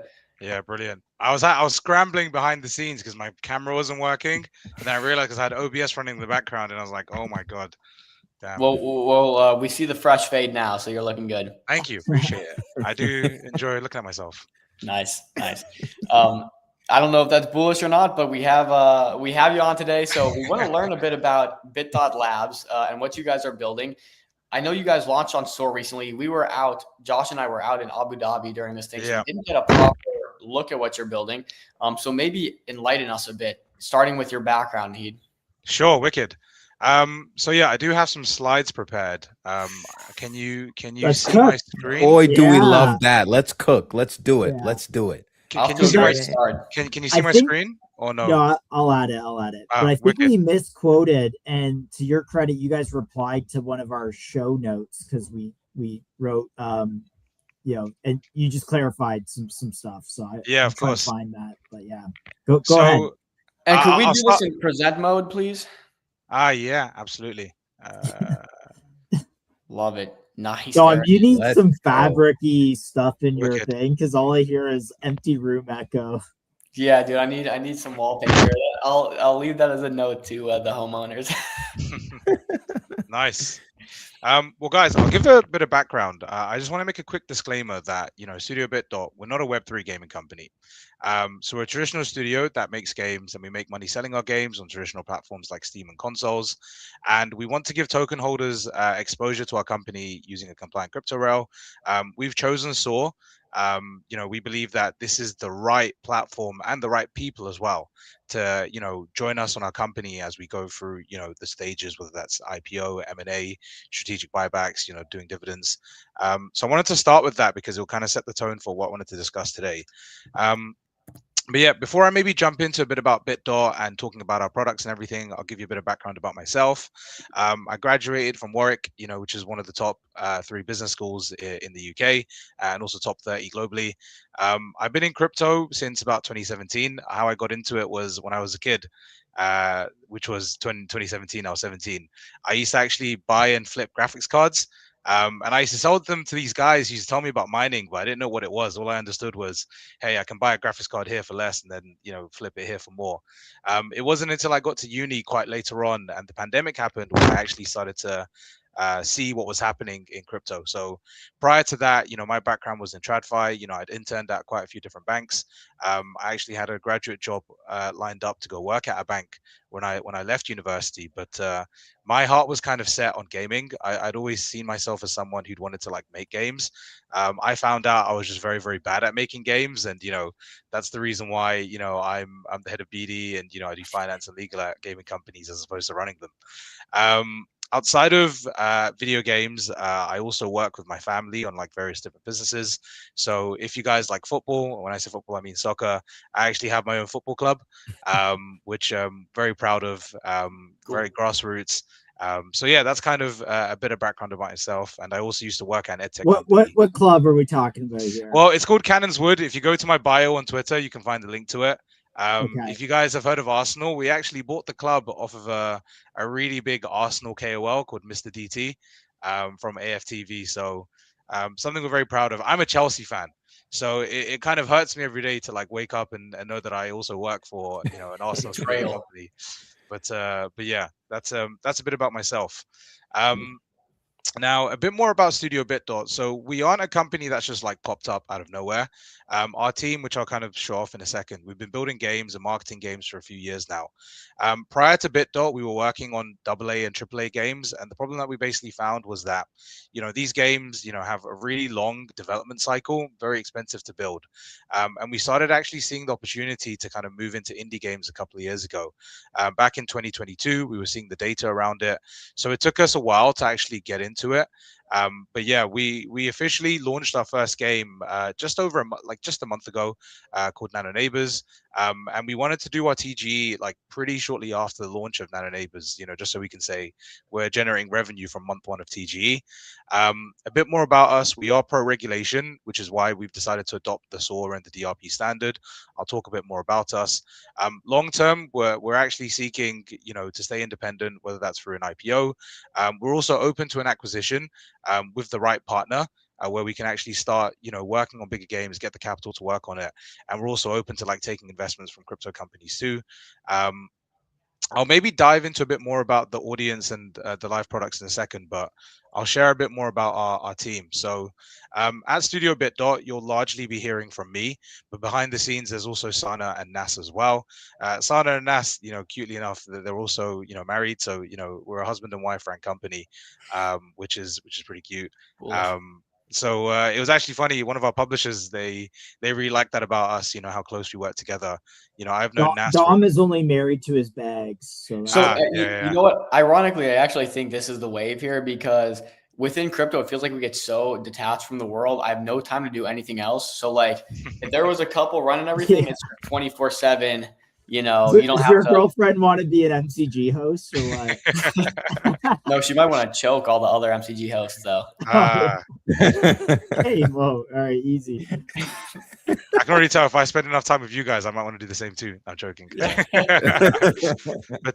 yeah, so that's a bit more about the people behind us. Sana isn't very a social person, so like the only people you can really find online are like myself and Nas.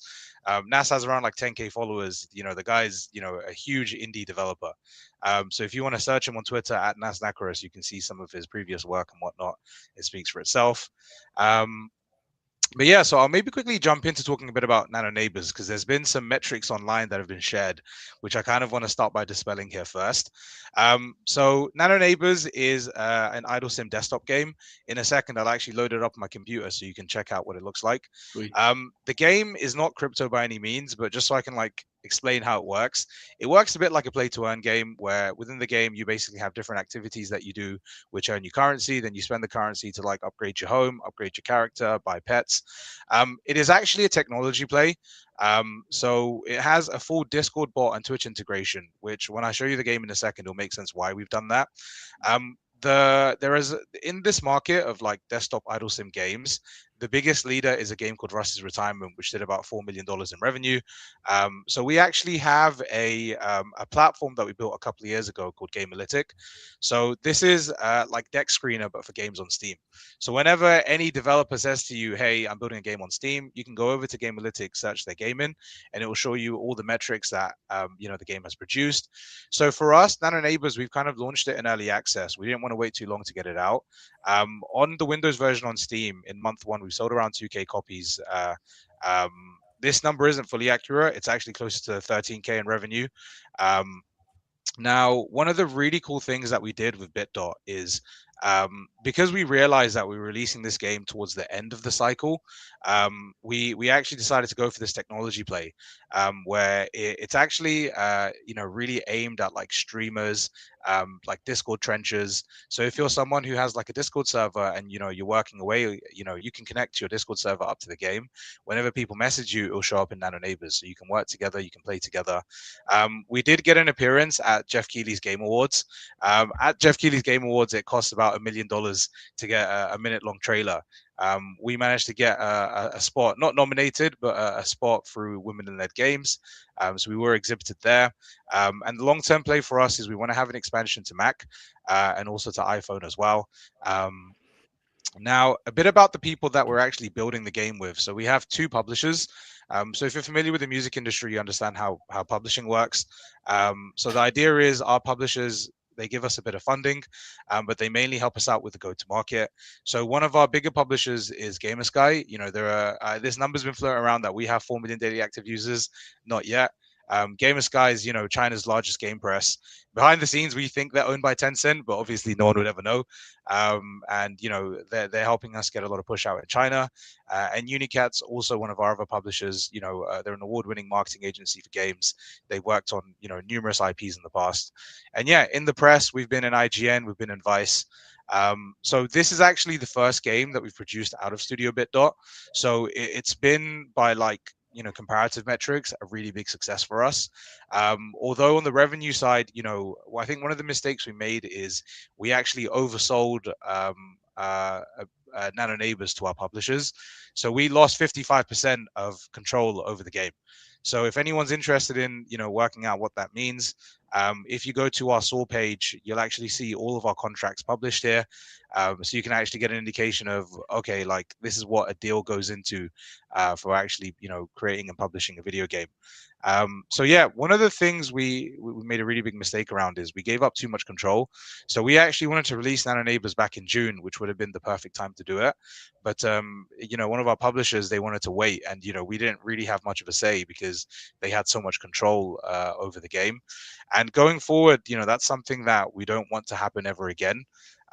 We have raised venture in the past for like a previous gaming company, and one of the biggest problems that we basically found is like too much money can be a problem, but you want to be able to have like a bit of extra working capital. And that's really where like SOAR was like the perfect middle ground for us, because we don't have to like completely let ourselves get eaten by a publisher. We also don't have to like go too early for venture at this stage. We can kind of exist in the middle where we have, early backers supporting us with a bit of working capital, and we can align incentives with them. But do you guys have any questions starting there before I maybe show off the game a little bit? I definitely do. Dom, do you have? There's a lot there. I'll let you take it away first, Josh, and maybe follow up. Yeah, so I have actually some background in gaming. I ran a little gaming studio, but one of my questions is more around what like experience or unique kind of skill set qualifies you guys to be successful with Nano Neighbors? Do you have like is your team not only coding the game, but are you guys doing the art and you own a really unique IP? Is the IP somewhere else like a book or an online web series on YouTube that you're adopting into a game? Like what qualifies you guys to be successful? And then maybe with the second part of that, walk us through that 20K revenue, just like how you built the watch lists or the Sure. what Steam calls it, but Wish list. Wish list, yeah. Yeah, so two questions there. So I'll maybe start with the wish list. So our biggest edge is actually marketing. So I really, really recommend everyone go off and check out NASA's Twitter account. Like, this is a man who has been like marketing games on X and Reddit and on the internet since 2017. Like a big part of the previous company we were working on. And Nahid, real quick, what's his Twitter handle? Naz Nakarus. I'll type it in the private chat for you guys. Perfect. Yeah, we'll pull it on screen too, so everyone can see. Oh, yeah. I've messed up the URL. All good. In there. So when I decided to like UPenn my entire life and actually go into gaming, it was because of Nas. This is a man who I've been working with for nearly over 4 years of my life. The previous company we worked on, we had a lot of mistakes that we learned from it, and the company still exists. We have a pretty big IP called Vigilance that's kind of sitting dormant. For a bit of context, Vigilance has over 100K wishlist on Steam. It is still the second biggest Cyberpunk game on Steam, and we'd like to revisit that game.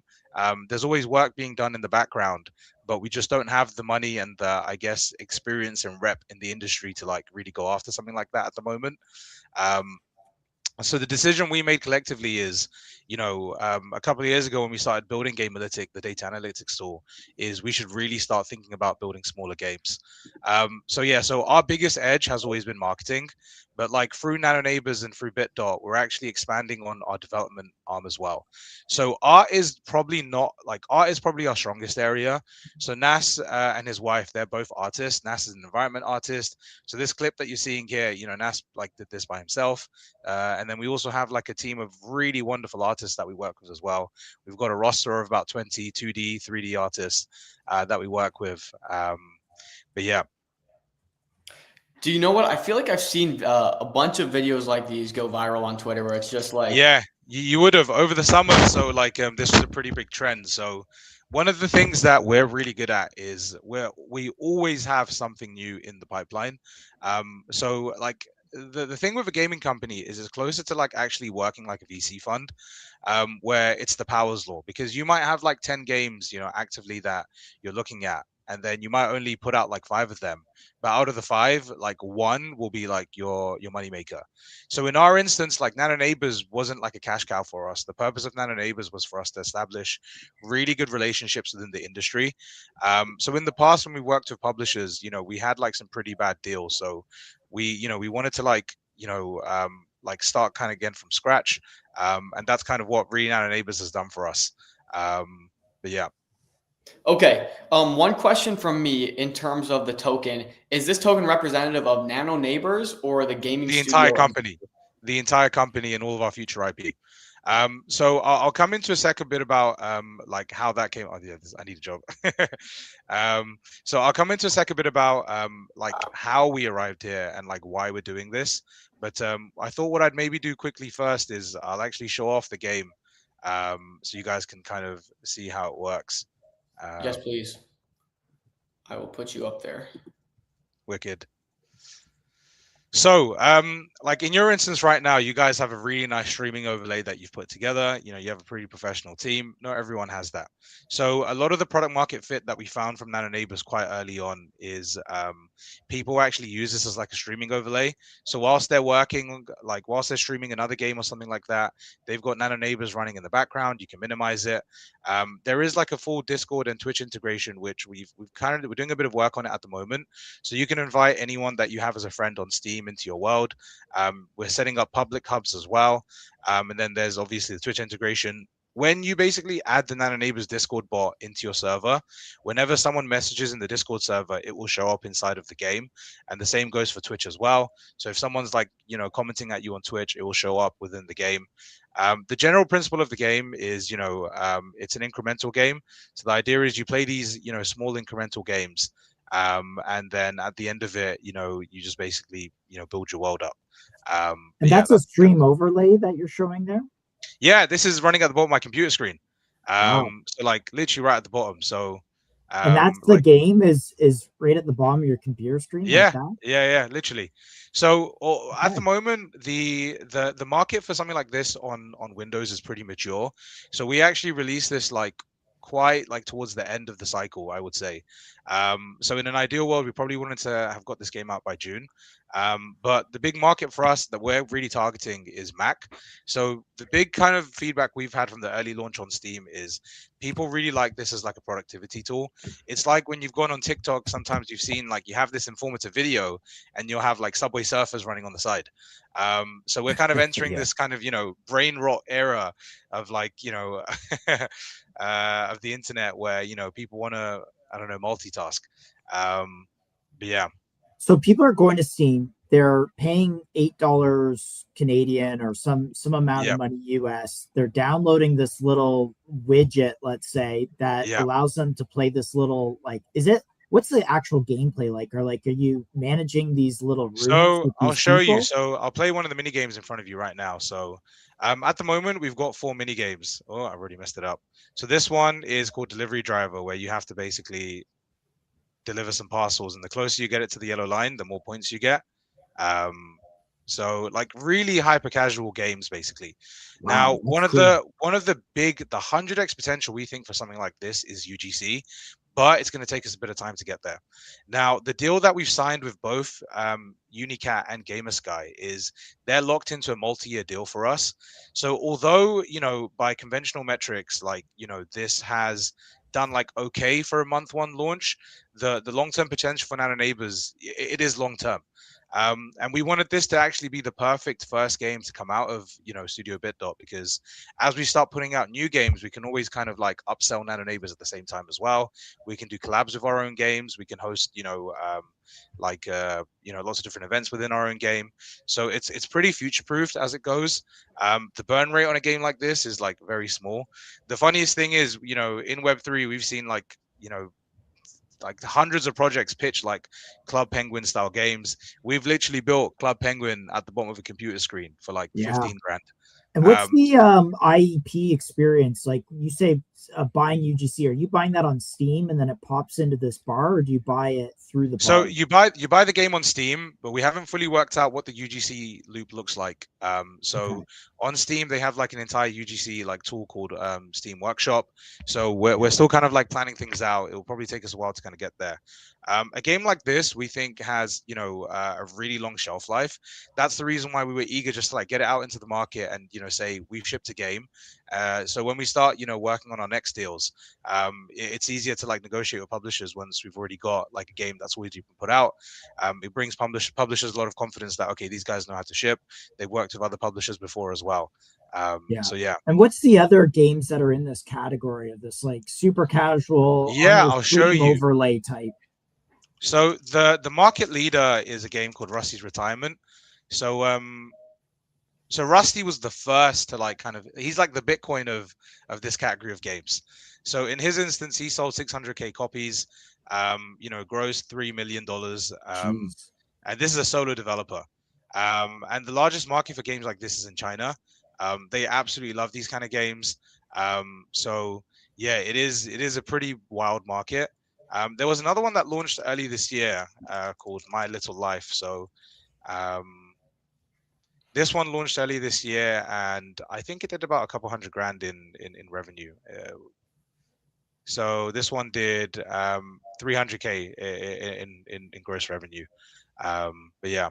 Do you guys do any client work? So it's great creating your own IP, but do you ever get other IP or games that say, hey, we want, even just from a promotional standpoint, we want a light version that's perfect for streaming? So we haven't yet, but that's one of the reasons why we also wanted to like get like our token out there as well. We actually think, although we're not interested personally in like, you know, managing a web, like turning Nano Neighbors into a Web3 game, we know that there probably are a lot of like gaming ecosystems that probably are interested. So one of the ecosystems we had a chat with earlier this year was Immutable X. So if you've heard of Immutable, they're one of the biggest gaming chains. They actually made us a grant offer. We decided not to go with it in the end because we just don't agree with the direction that they're taking the company. So we didn't really want to have that affiliation with them at the time. But like, if, you know, like Ronin comes around and they say to us, hey, we want this on Ronin, like we're more than happily license it to them. And, you know, they can have like pretty much the entire tech stack and they can just go crazy with it. They just need to build the art. Can I ask a question on that real quick? Yep. What made them, you know, what made them so interested enough to give you guys a grant? Like what drew them? Did they give you any feedback? So with Immutable, they kind of had like a bit of a spray and pray business model where, like, you know, I can sit here. I don't want to talk shit about those guys because some of them are my friends. You know, like they have no like overview. Like they're not the CEO. So, you know, Immutable is, I think, a good example of like a Web3 game of a company that's gone wrong in Web3, where, you know, just to kind of get like these, you know, like phony metrics, like, hey, we've signed like 20 new games this month. They do these spray and pray like models with the grants. At the time, we said to them, look, this isn't going to work. And, you know, we decided, like, we got the grant offer. We decided not to go ahead with it. And I think it was probably a good idea that we just focused like exclusively just on getting it onto Steam, to be honest with you. But yeah. Nice. No, yeah, and if you want to know how that's going, just pull up their token chart. Just dude, if you really want to know how Mutable's going, like go to the CEO's like LinkedIn page and it'll tell you, like, the moment, you know, someone starts selling you courses, you know, when you're the founder of, you know, a multi, you know, $1 billion value project, you know, and you're selling courses, like it's probably time to shut up shop, you know, return money to your LPs, found investors, whatever it is, and you know, just move on. But totally. Yeah. I digress. So can I ask a bit about the direction of the current game? Are you guys building other games right now? Are you fully focused on this game? Yeah, so we'll talk a bit about that. So just to kind of give you a bit of kind of data. So one of the reasons why we created Gamealytic was we needed data. So we've been working on Gamealytic for just over 2 years now. So we have like some of the most incredible insights in the industry that you will find. Like Gamealytic is used by a number of big different companies, but that data, you know, we get it firsthand. So one of the biggest metrics is a game will generate most of its revenue within the first 3 months. after the first 3 months, like you should, like before the game's even out, you should be thinking about your next project. Now, the benefit that we had was we actually got like our next game funded before Nano Neighbors was even out, because we built so much hype around it. And it's fun, it's typical fundraising, it's all about noise, it's all about sales. So we got that game funded before Nano Neighbors was even out. We actually even sold some royalties to the buyer, to the publisher of that game as well. Now, I've been like begged by my product team to like not talk too much about the next game. Like, this is as much as they'll let me do. If you go to our X page, you can find the name of the game. It's called Gamble there. It's a friend swap co-op. Think Liar's Bar meets Inscription. If you go to like Gamealytic, you can also like do a bit more research into the markets that we're trying to target with Gamble there. Now, I just want to, yeah, I think you're about to ask something. This kind of looks like that roulette game that went popular, or that went viral for a little while, where I think the game literally was just you had a revolver, a 6-shooter, you spun. Yeah, Liar's Bar. Not Liar's Bar, sorry. Buckshot Roulette. Yeah. And again, I just want to talk about that. Buckshot Roulette is a game that costs $2. Like, it's cheaper than a cup of coffee. And let's look at the metrics that Buckshot Roulette has done. Now, this is the reason why we are very, very bullish on Saw, because indie games are not that expensive to make, but you need a little bit of working capital, bit of working capital. Like for us, like, people think like, we've received a lot of speculation around like our token, like you guys, look at Impulsor, look at what you've done. Like, we're focused on us, and, we're built, and I'll talk a bit about our future. The trading fees that we made in the last week since launching on Saw, we are in a position where not only can we renegotiate our deal for our next game, we funded prototypes for 2 more games with that as well. Wow. That just goes to show how powerful the internet capital markets are for gaming. Now, there's a reason why gaming has been massive in crypto for the last few years, but it's been done completely wrong. But yeah, just for reference, and I'll move on. Buckshot Roulette probably cost about like, I would estimate like $5,000 to make. They did 15 million gross revenue. So it really is a numbers game. And they also had a massive, publisher behind it called Critical Reflex. These guys like just under a third of their total revenue is done from one game. So that's how crazy, indie games can be, and why I think this is like a really interesting concept then, because you kind of said it's a numbers game. So maybe, it takes 10, 20, 100 of these to put out. Are there VCs that are specifically focused on funding games like this? VCs, they're not. They're all focused on hype. Now, the thing I'll tell you about VCs is VCs always invest in all the wrong people. And I don't care what anyone says to me. Like, we've raised venture capital. Like, the kind of metrics you need, like the only time you should really consider raising VC is when they're coming to you, asking you to give you money. Otherwise, like as a game developer, like it probably is a waste of time unless you're building something like AAA or like AA, where you can convince them to like give you the money for it. So can I ask you this then? Have you guys considered the VC angle? You're obviously a gaming studio, so like the funding you guys get. Yeah, what's your funding background? So our previous company, in Voiden, which it still exists, it has major IP vigilance sitting in it. For that company, we raised around $500,000, and that was over 4 years. So it's really, really tough, raising venture capital as a gaming company, and we were on like the better end of that. I personally, and I really kind of agree with this. One of the things that we made was that we probably put way too much emphasis on VC funding quite early on. Like with Nano Neighbors, we came up with the game in March. We got it funded in a month. Publishers can move very, very fast. If you're also very realistic about the kind of money you need as a company, it helps as well. The other thing is, like myself and Nas and Sana as well, we all have like other like forms of income that we do. So earlier you asked, like, do we outsource any of our art development? We do. So, we actually have another company which we use just for like, outsourcing art. So we have like other income coming in, which is the reason why we can run something like this super lean. I also work for my family on like various businesses too. So, it is a grind being, a game developer, but it's a good grind because at the end of it, the upside, I think, versus other software companies is much higher. So I guess that kind of brings me back to my original question. You're a lean team, like you mentioned. Yeah. I don't know. Would you ever kind of go the VC route where it's like, hey, we Yes. can't do everything, but we will give you funding. And if we have a vision that you got, if you guys have a good vision, we kind of know what to look for. We'll give you money, you make the game, we get So extra. it's very interesting you mentioned this. So this was actually how like the idea behind BitDot started. So we have receipts for days. So the original hypothesis behind having something on chain was actually closer to like an on-chain hedge fund, and I'll talk a bit about why that never went ahead and like the legal opinions we had, and a lot of that came from us as people. We had a very natural succession. Natural like kind of journey into Web3, where I participated in my first Kickstarter when I was 15 years old. I have wanted to like when I was younger, I wanted to actually invest in games like this through Fig, but it never happened. So if you've never heard of Fig, Fig is like a regulated investment platform where you can pretty much buy shares in games. And like it was a pretty cool model at the time, but like it wasn't built on crypto rails. So we wanted to actually try doing something like this quite early on when we started hypothesizing the idea behind indie games.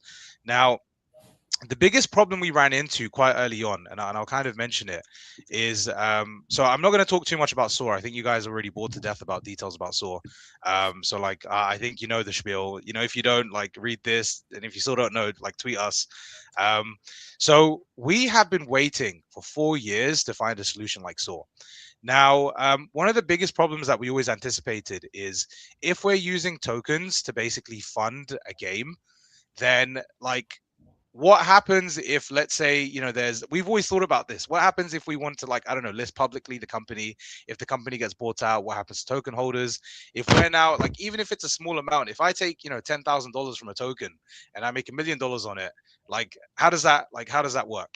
And we've really been seeing that play out in the last 2 to 3 months. And we've been thinking about this for years now. And you can see me getting very giddy about this. We saw with Padre, we saw with Tensor, and we've just seen it again yesterday with Axela. Token holders get completely sidelined. Now, I think we are probably like one legal landmark case away from when a judge in the US goes, like, token holder, if you're going to issue a token, there has to be a framework around it. Now, right now, we're all very giddy. Trump's in charge. It's a very pro crypto administration. The Democrats are coming back. That's the opinion that I have. I'm already seeing the media. If you look at, like, kind of traditionally right wing news outlets, they're talking about, hey, Trump's okay with the Democrats coming back. Like, there's a very high likelihood that will happen. Now, under the Obama administration, we had a huge overhaul of how startup fundraising was done, from the Jobs Act all the way through to, like, the enablement of something like Republic to exist. So we're going to see that happen again. Now, I've also got a Twitter Spaces that I done with Wasi Lawyer, who's currently the chief legal officer. I think is chief legal officer at Jupe, and I'll share the link to that Spaces, where for about 15 minutes, we kind of went into detail about the idea around launching tokens and whatnot.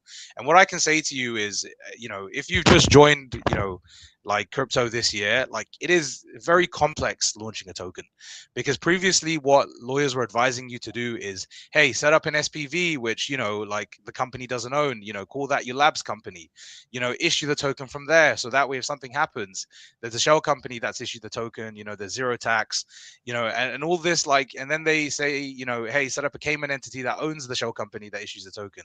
All this stuff is very complex and it's very expensive. Saw simplifies it with the DRP agreement. And I think the most killer thing that I like about Saw is their product is just incredible.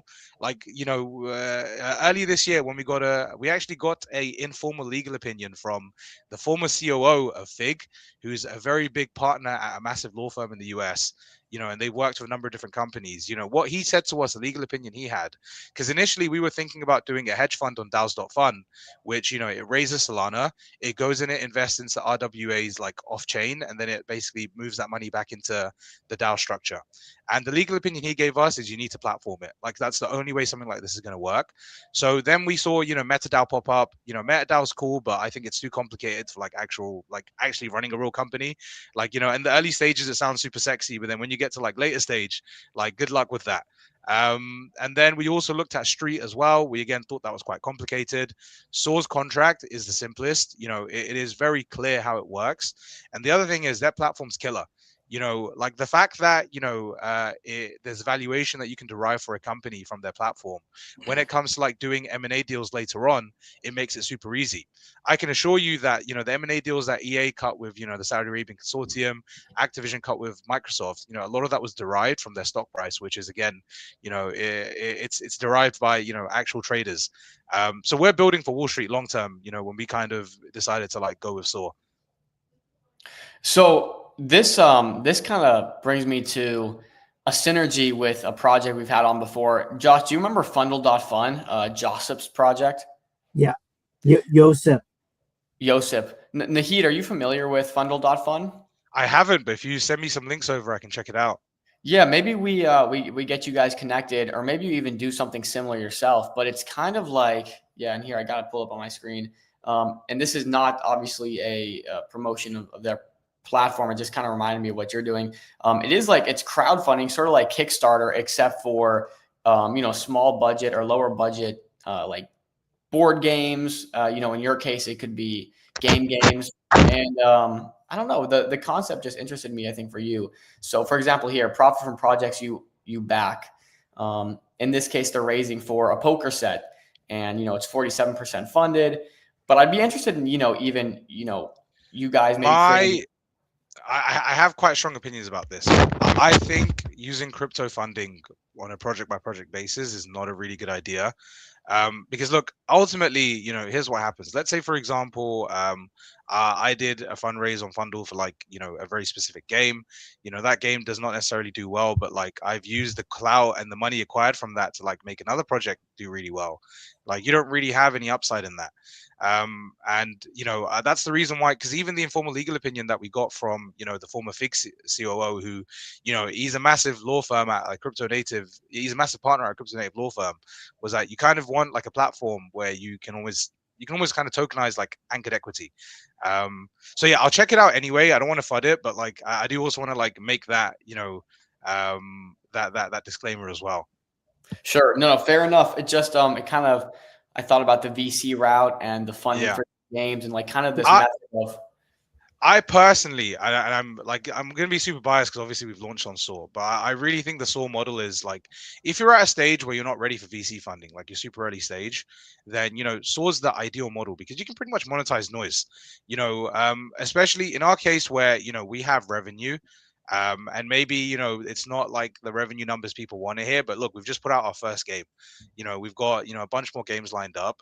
So today, you can use like actual fundamentals to like really value and, measure what you think about us. But yeah. So we have only 4 minutes left, Dom. Just go ahead. That's what I was gonna say, actually. Yeah. Okay. So I want to, for all those watching and saying, "Oh, little game at the bottom of streaming." Look, I ran a gaming studio in Roblox, and we actually had a decent amount of commercial success. The velocity that you can create games, which we've discussed here, is the important thing. Overnight, something can launch and within days go viral and be a massive success. And that's kind of the KPIs that I think token holders should be looking towards, is following you on Steam, following the launches, seeing what's sticking, and then that will ideally pass through based on the DRP SOAR model. But really, really interesting. Yeah. I do have 2 final slides which I'll kind of walk through. Quickly in 2 minutes. Yeah. So one of the kind of other reasons why, besides getting access to like, cash flow with the Saw, is, capital markets are for building cults. And I think this is one of the saddest things I think about the reality today. Yesterday, I saw a company raise their fucking Series L. Like, what the fuck? Like, what the hell is that? Like, I think the problem today is, the traditional capital markets are so broken. So, I think what's happening on Solana today is probably the right direction. I think capital markets need to move in. This year we've seen a number of different cults form on chain. One of the most famous ones is, I think, the Believe cult, which is, I won't comment on it. But when, for example, you can combine, I guess like psychological phenomenons like that with like actual fundamentals, it is the right way, I think, to prepare for the future. But yeah, so that's pretty much everything from our end. And guys, if you have any questions about us, please head over to our Twitter account, join our TG, and yeah. Yeah, I think this is pretty interesting. The route here would be, I guess my last question would be, people can go and read more on the source standard. But let's say, you said you're open to liquidity events, maybe acquisitions, but let's say one of these games goes viral and it does, 1, 2, 3 million. Would there be some sort of split going towards the holders? Yeah, so with the SOAR agreement, outside of the IPO and the M&A activity, there is a clause that says if we withdraw dividends that are equivalent to 40% of the company's value, that also triggers a payout to SOAR holders as well. Now, in an ideal world, like this is the reason why we like this model, because our incentives are aligned with every token holder. Like, I want to withdraw dividends. I would love to withdraw dividends from the company to pay for, I don't know, nice stuff. And if that happens, that also affects token holders as well. So, we've got a number of launches planned in 2026. 2026 is going to be a big year for us. This year was just about getting one thing out and kind of getting the foundations together. We are shipping back to back relentlessly next year, especially with Solana Breakpoint being in London next year. It's my hometown. We were taking every opportunity to make money and to kind of share the upside with everyone as well. Okay, Nahid, this has been fascinating. Good luck. Maybe give us one wrapping thought before you go. You touched on funding for a few games coming. You said you guys are just working hard, heads down. Closing thoughts for us. The closing thought I would have is, if anyone's interested in how to actually value gaming companies, because I think the problem with ICM coming in is people don't actually know how to value a lot of these companies. Right now, it's a lot of moon maths. I would really, really recommend people go to companiesmarketcap.com and actually check out actual equities for games, so they can get some understanding of, okay, this is the kind of benchmark for where a company can go. Okay, similar games, here's how much revenue they're doing. Okay, maybe this is a stage BitDot needs to get to before they consider an IPO, and just generally working out what does a good price to earnings look like. I know you guys have been talking a bit about price to earnings for Meteora and whatnot, but I think that PT is super, super important for any company in ICM. So I just want to direct people in the right space to go do their research. That's some great advice, Nahid. We appreciate you coming on. Fascinating conversation. Best of luck to you, brother. Thank you. All right, see you later, guys. Bye. See ya. Josh, we got 1 minute to maybe give some high-level thoughts. High-level thoughts. Gaming companies are all about the users and revenue, so keep an eye on Steam. But man, big praise for ownership tokens. Big praise for the SOAR DRP model. That's really cool. And I ran a gaming studio. It's tough, and but yeah, if you can hit revenue and users, you're golden. I was actually a bit more fascinated by even the VC side of it too. Someone that knows the industry, knows what it kind of takes, how many shots on goal you got to take before something scores. Look, some kid bought a $4,000 Roblox game and turned it in $15 million in revenue. I've seen it. It does work and it does happen. But yeah, I wonder. I would love to see some peer reviews or studies kind of showing maybe APY if you invested in, a couple of these companies, or I don't know. You would have to really go and fine tune and do some research. But we have to move to the legends. Actually, the legends solo here. Solomon Labs. Ranga is back from Solana Breakpoint, looking good. And this time we have Steve. Welcome, Steve. Let's go. Hey guys, thanks for having us. Yeah, dude, thanks for coming on. How are you guys feeling? How was Breakpoint wrap ups? How's everything going? Things are going really well. I thought Breakpoint, it was actually my first Breakpoint. So sort of blown away. I've been to a bunch of crypto conferences, mostly Token Fest, a lot of ETH conferences in the past. I was going to say, it's it was a very big departure from ETH Denver. Yeah. So it was sort of my first experience, and I think I got a bit lucky. We were past the meme coin phase, the NFT phase. So there was just a lot of serious builders. I was talking to Steven and the rest of the team. It was like every person I ran into ended up being a huge unlock. I don't know if my picker's that good. Maybe I should start picking the MetaDAO projects. Prophet and I were talking. There were just high quality individuals there. That's what it was. I think the depth, the quality was phenomenal. And just the organization. Hats off to the Solana Foundation. They did an incredible job. I popped into the MetaDAO. I forget who else had a little mixer happy hour going on after on like the 10th or 11th. I popped in. I didn't see you guys. I was only there for a couple minutes though. Were you there? So we were really debating whether we should go. I don't think our backers wanted to see us out in the dune buggies while there was serious work to be done. But no, we it was a last minute trip, so we actually flew in on the Thursday, the first day of the conference. Like we got off the plane, 20-hour flight, ran right into meetings, events, and so we missed the MetaDAO event the night before. But I was able to catch. I think I missed you guys. I wasn't able to catch you guys, but I was able to catch up with a lot of the MetaDAO cohorts, and obviously the MetaDAO guys themselves. Yeah, you make all these plans to meet everybody before you get there, and then once you get there, it's just a war zone, and you're just going from one thing to the next. One thing runs over, somebody invites you to something else, and you can make all these plans and prepare, but nothing prepares you for when you get there. Ain't that the truth, bro? Ain't that the truth? Let's get into what you guys have been working on then. You said it was maybe we have Steve. Steve, do you want to do an intro? Because we didn't have you on the first time. So if you don't mind doing an intro, please. Sure. Yeah. So I'm Steve. I'm leading growth for Solomon. I'll spare you the intro on Solomon. But yeah, I'm leading everything from go-to-market strategy to customer service to how we're going to grow YAS, or our yield as a service platform, as well as our staking and everything we're doing here at Solomon. So I joined Solomon about a year ago after meeting Ranga through a mutual friend. And before that, I was working on the PayPal crypto team, PYUSD, and leading the US crypto product for both Venmo crypto and PayPal crypto. Was leading everything from UX to product, funnel optimization, improving optimizations, those sort of things.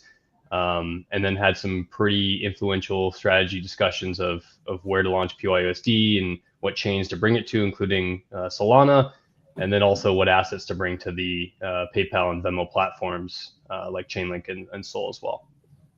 Maybe can you just give us a little insight into what it's like working for such a large company that's experimenting with stablecoins like PayPal, and then how that differs with working with Ranga at Solomon Labs? Yeah, it's working with thousands and thousands of people for a brand that's over 20 years old. Crypto was kind of a small startup within PayPal. We had our own CEO, our own CTO, our own product team, our own developers, and everything. And everything that we did put the brand and reputation at risk. So when we're launching things like PYUSD or different crypto products during the Biden administration, where the SEC wasn't as crypto friendly, we had to be very strategic with how we were approaching certain topics and launching new features, and how we're also communicating that to our users. So I've taken a lot of compliance backing and seriousness and robustness to Solomon and to Ranga and team, and it really makes us think twice about what we're tweeting out from our account, how we're structuring things from a compliance and legal perspective, how we're strategically thinking about what we're offering to our users. Our team is pretty small here at Solomon. I think we're at 5 or 6 people here now, so it's to scale thousands of people less. So it's completely different. We don't have the resources. I'm not focusing on just product. I'm focusing on several different things, and all of us wear multiple hats here at Solomon, and we just do what we need to get done in order to make the protocol successful. I love it. I love the lean team. Curious, how did you guys get in touch here? Yeah, I'll take that one. We met through a mutual friend. So at the time I was at PayPal, I heard from a friend that Ranga, I didn't know him at the time, was looking at launching a stablecoin or building a stablecoin team, and he wanted to chat with somebody who was working with PYUSD. So I said, okay, yeah, sure. I was always open to meeting and hearing people out from the industry and learning from people. So the first call went pretty well. It was a lot of him asking me questions about PYUSD and what I'm working on. And he's like, oh, this is great. Let's do this again. And I paused and was like, oh, hold on. Let's set up like boundaries? What is your objective here? I'm willing to help out, but I'm not going to just give away free information. And at that time, I he was said just trying to poach. he said he was interested in interviewing me and pulling me over. So we had a few more calls after that, and things went well. And I saw his vision for what USDV could do and why it was different from PYUSD. And there's a lot less limitations you have working as your own brand versus something like PayPal. And I've always wanted to work deep in Web3, so I thought it was a great opportunity. It's really impressive that Ranga got you to make the jump. Brandon, go ahead. Oh, I was going to say that just a small little anecdote there.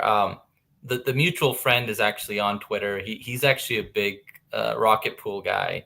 And I ran into him because I saw him wearing a Rocket Pool shirt, and I went up to him and I said, I thought he just got some free merch.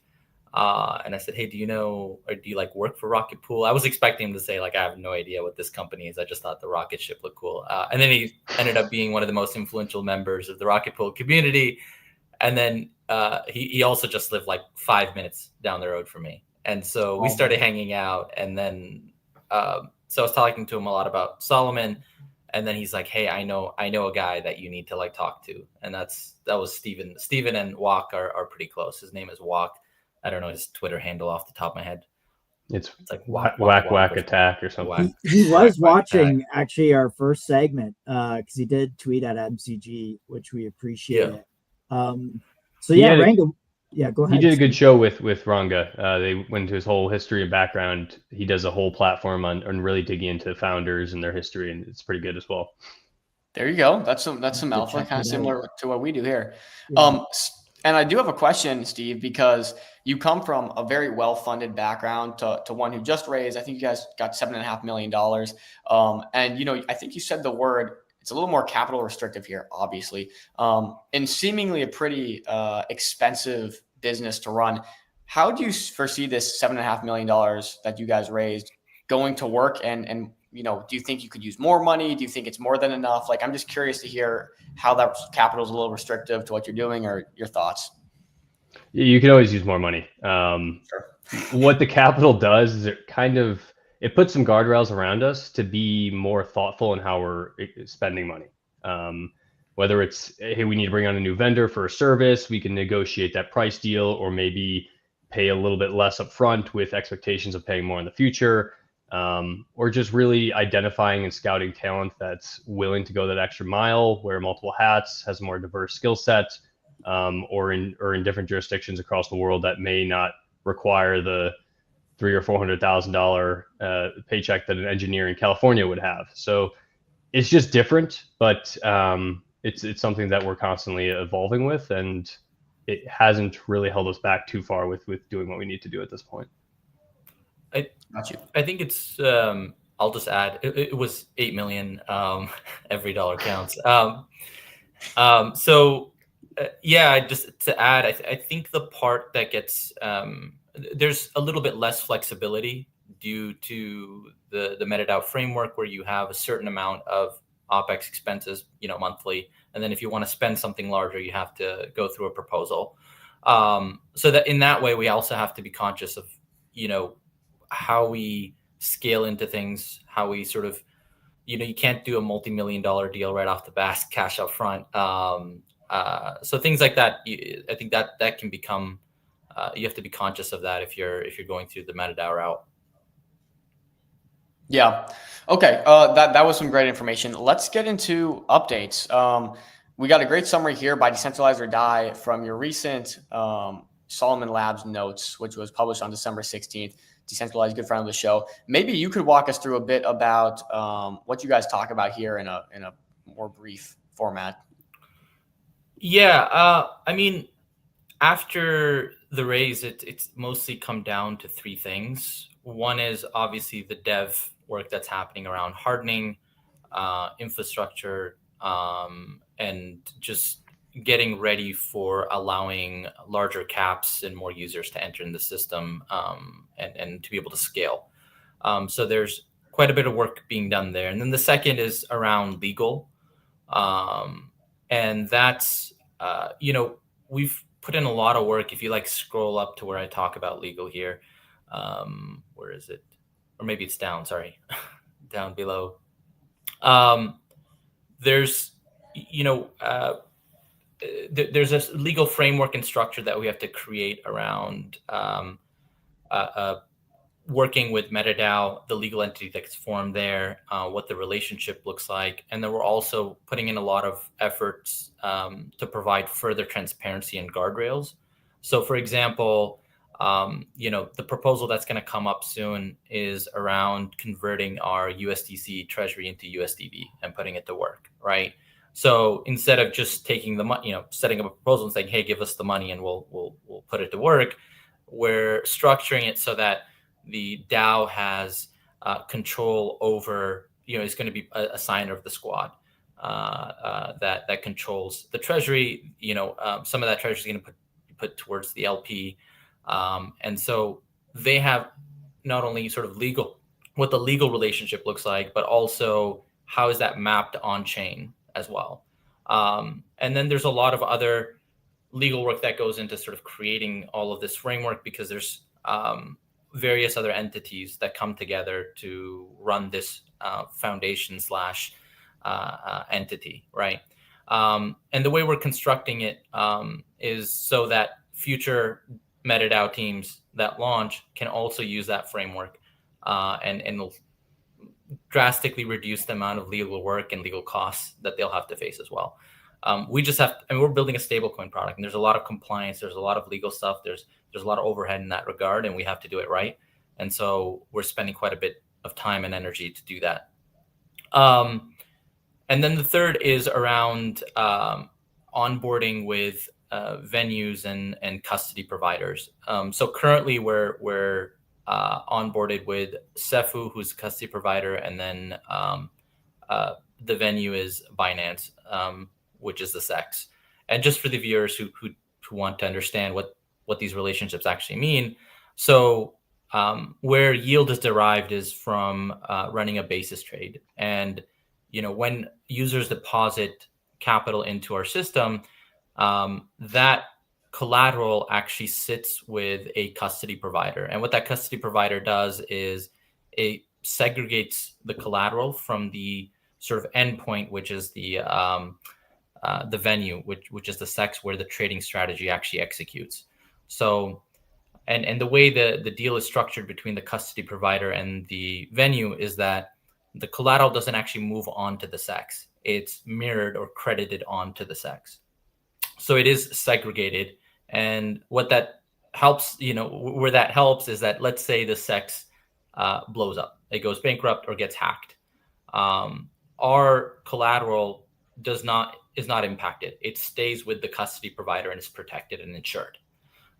So that's one of the ways, we mitigate against risks around, trading on SEXs, right, where anything can happen. So in order to scale, we want to have redundancy around multiple custody providers and multiple SEXs where we operate our basis strategies. So part of that is getting onboarded, working out the relationships, signing deals of how much it's going to cost us for them to custody our assets, and et cetera, et cetera.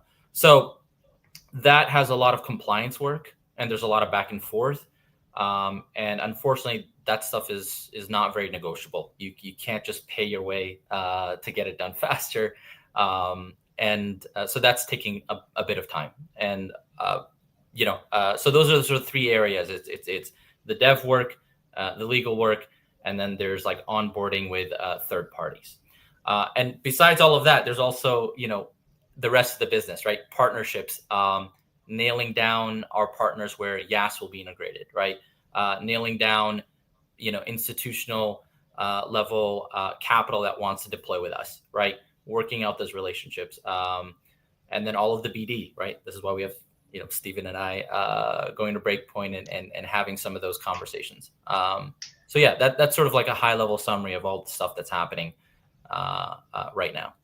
Thanks, Ranga. That was some important stuff. And actually, a question we asked you on the last podcast or live show, I guess you could say, was surrounding risk. And Steve, you've probably done your fair share of risk analysis, especially working with PUSD and stablecoins in the past. How would you say Solomon stacks up in terms of risk for investors compared to other stablecoins, maybe.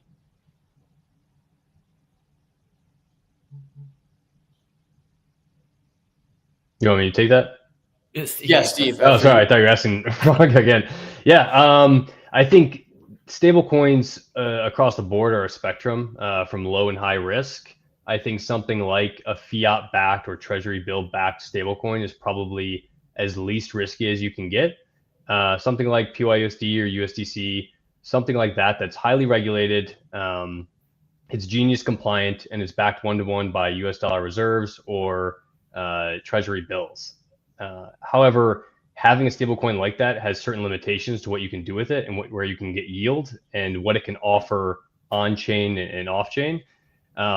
As you move down the spectrum, I mean, there's things all the way from projects that have blown up, whether it's algorithmic stables or experiments where something like Rye or USDT or UST, and then you have things in the middle like synthetic stables.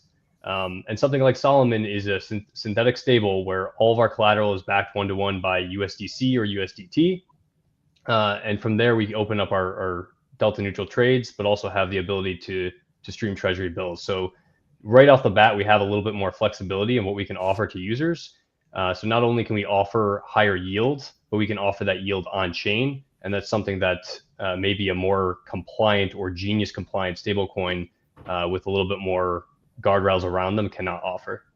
So you're trying to balance the exposure of holding USDV with the yield that you're generating. So offering the highest, most possible yield with the safest, most hedge strategy.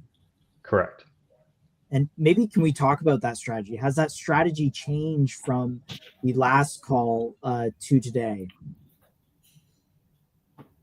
Yeah, I could take that one. So, funding rates aren't that great right now for delta neutral on the short side trades. Yeah. And so this is where we were already in the process of getting onboarded with a tokenized access to tokenized treasury. That's one of the venues or third parties that we're integrating with.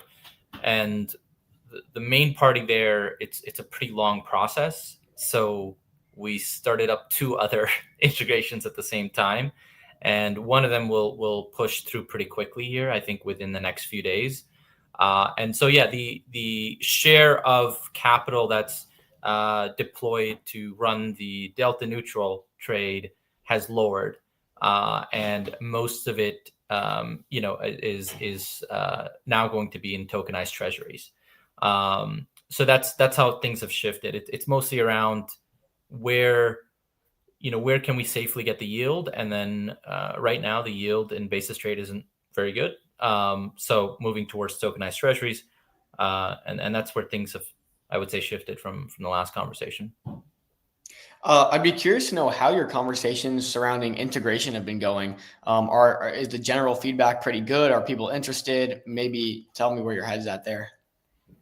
Yeah, this is the part that where the advice have been given by people who are pretty active on Twitter, Mert, etc.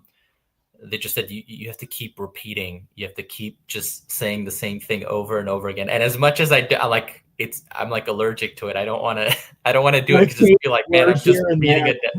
Yeah, it's just like how many times can I say it? But it really is true, because when I met partners, whenever I talk to partners, even the ones that are pretty entrenched in the space, I think people usually try to quickly map out things, right? Like their existing biases or understandings, and they'll just map onto whenever they hear a key term. So like whenever they hear yield stable coins, they automatically think, okay, yield bearing stable token, I have to stake it, then earn the yield.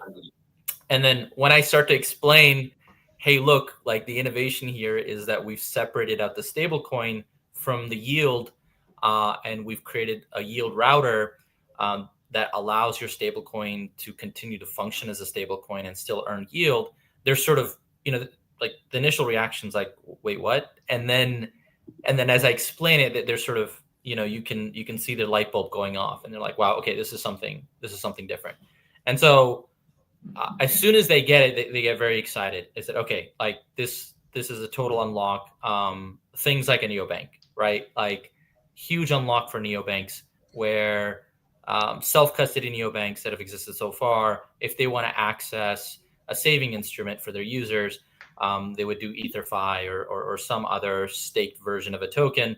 And there's a lot of friction around being able to use that as a spendable token at the same time, because there's unlock periods, there's cooldown periods, and then you pay some sort of penalty if you want direct liquidity, right? There's some sort of slippage, etc. And then there's all sorts of other UX related problems with it.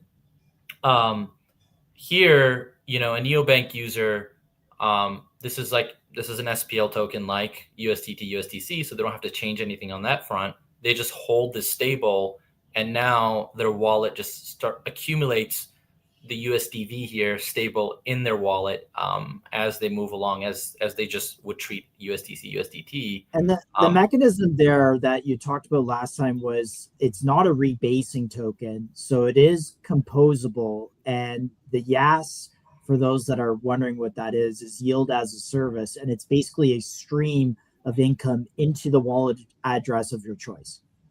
Exactly. Yeah. And so now, like when a neobank user wants to use our stable, spend it, right? It gets spent just like USDT, USDT. They don't have to route through some sort of cooldown period or pay some slippage to get out of it. And it's completely seamless and it's super easy to integrate, right? Like for a neobank, the lift there is almost nothing, right? The way we've constructed this. And so it's a massive unlock. And so we have, in my last blog, I talked about a major partner that we're going to announce as one of the first neobank YAS customers, integrators. What partner is that potentially? That's to be announced. Are they native to your ecosystem today? Yeah. Yep. I think I have an idea. So I think so. Yeah. No. I'm pretty excited. We're just so that's just one of the partners, and then the other side there's LPs, right? LPs are a major unlock. And we've talked to quite a few, so not just individual LPs, but DEX apps themselves that are or aggregators or routers, right? Or even perp dexes, right? Where you have a lot of, for example, in perp dexes, margin or stable liquidity that's just sitting there, right? Now imagine if YAS is integrated there, right? Huge unlock. And it's really exciting. Like the issue that we have is that, the demand is intense. It's there.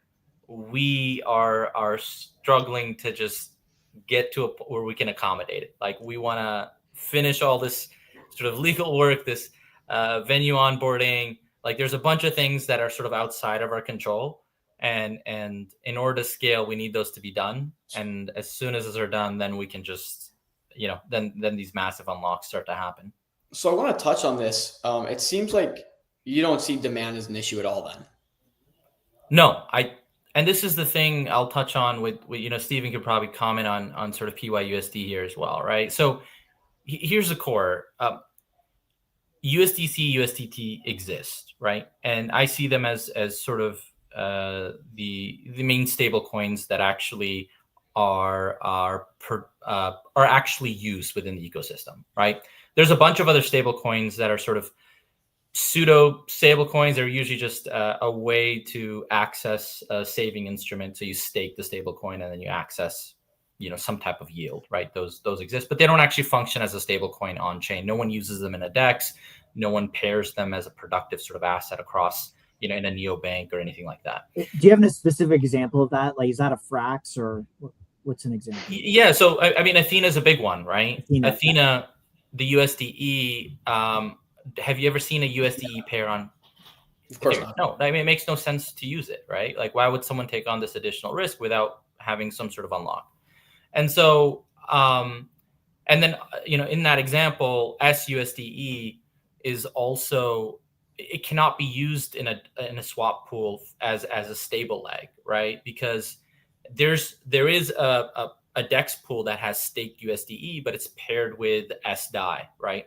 That's sort of like the core DEX pool. But like, imagine if you were trying to use SUSDE and pair it with, let's say, ETH, right?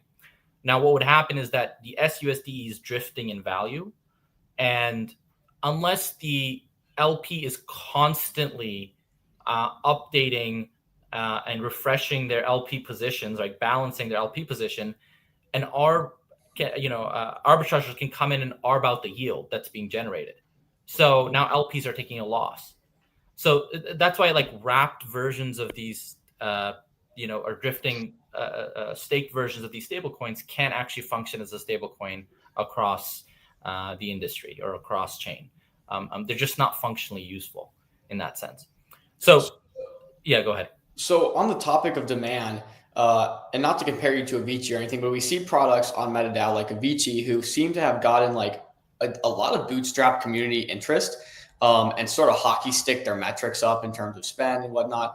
Are you guys seeing any sort of bootstrap community interest coming into your platform and users using that? Or is this more of a situation where it takes maybe one big partnership where the domino falls and kind of sets off this chain reaction? Yeah, so we're seeing, so right now we're in a beta phase, right? And what we're saying is we slowly increase the caps as we're scaling on the back end. And so our caps keep getting filled, more users come in and they fill it out. If we were to open up the caps and just permissionlessly let everyone in, I think we would see a pretty sort of exponential growth. The issue here is that we can't accommodate that right now. Because until we're onboarded with these additional venues, we need to be able to deploy the capital on the back end. We need to be integrated with tokenized treasuries. We need to be able to actually do the things that we need to do on the back end in order to accommodate the growth. To your point about sort of growth and what Josh was saying earlier about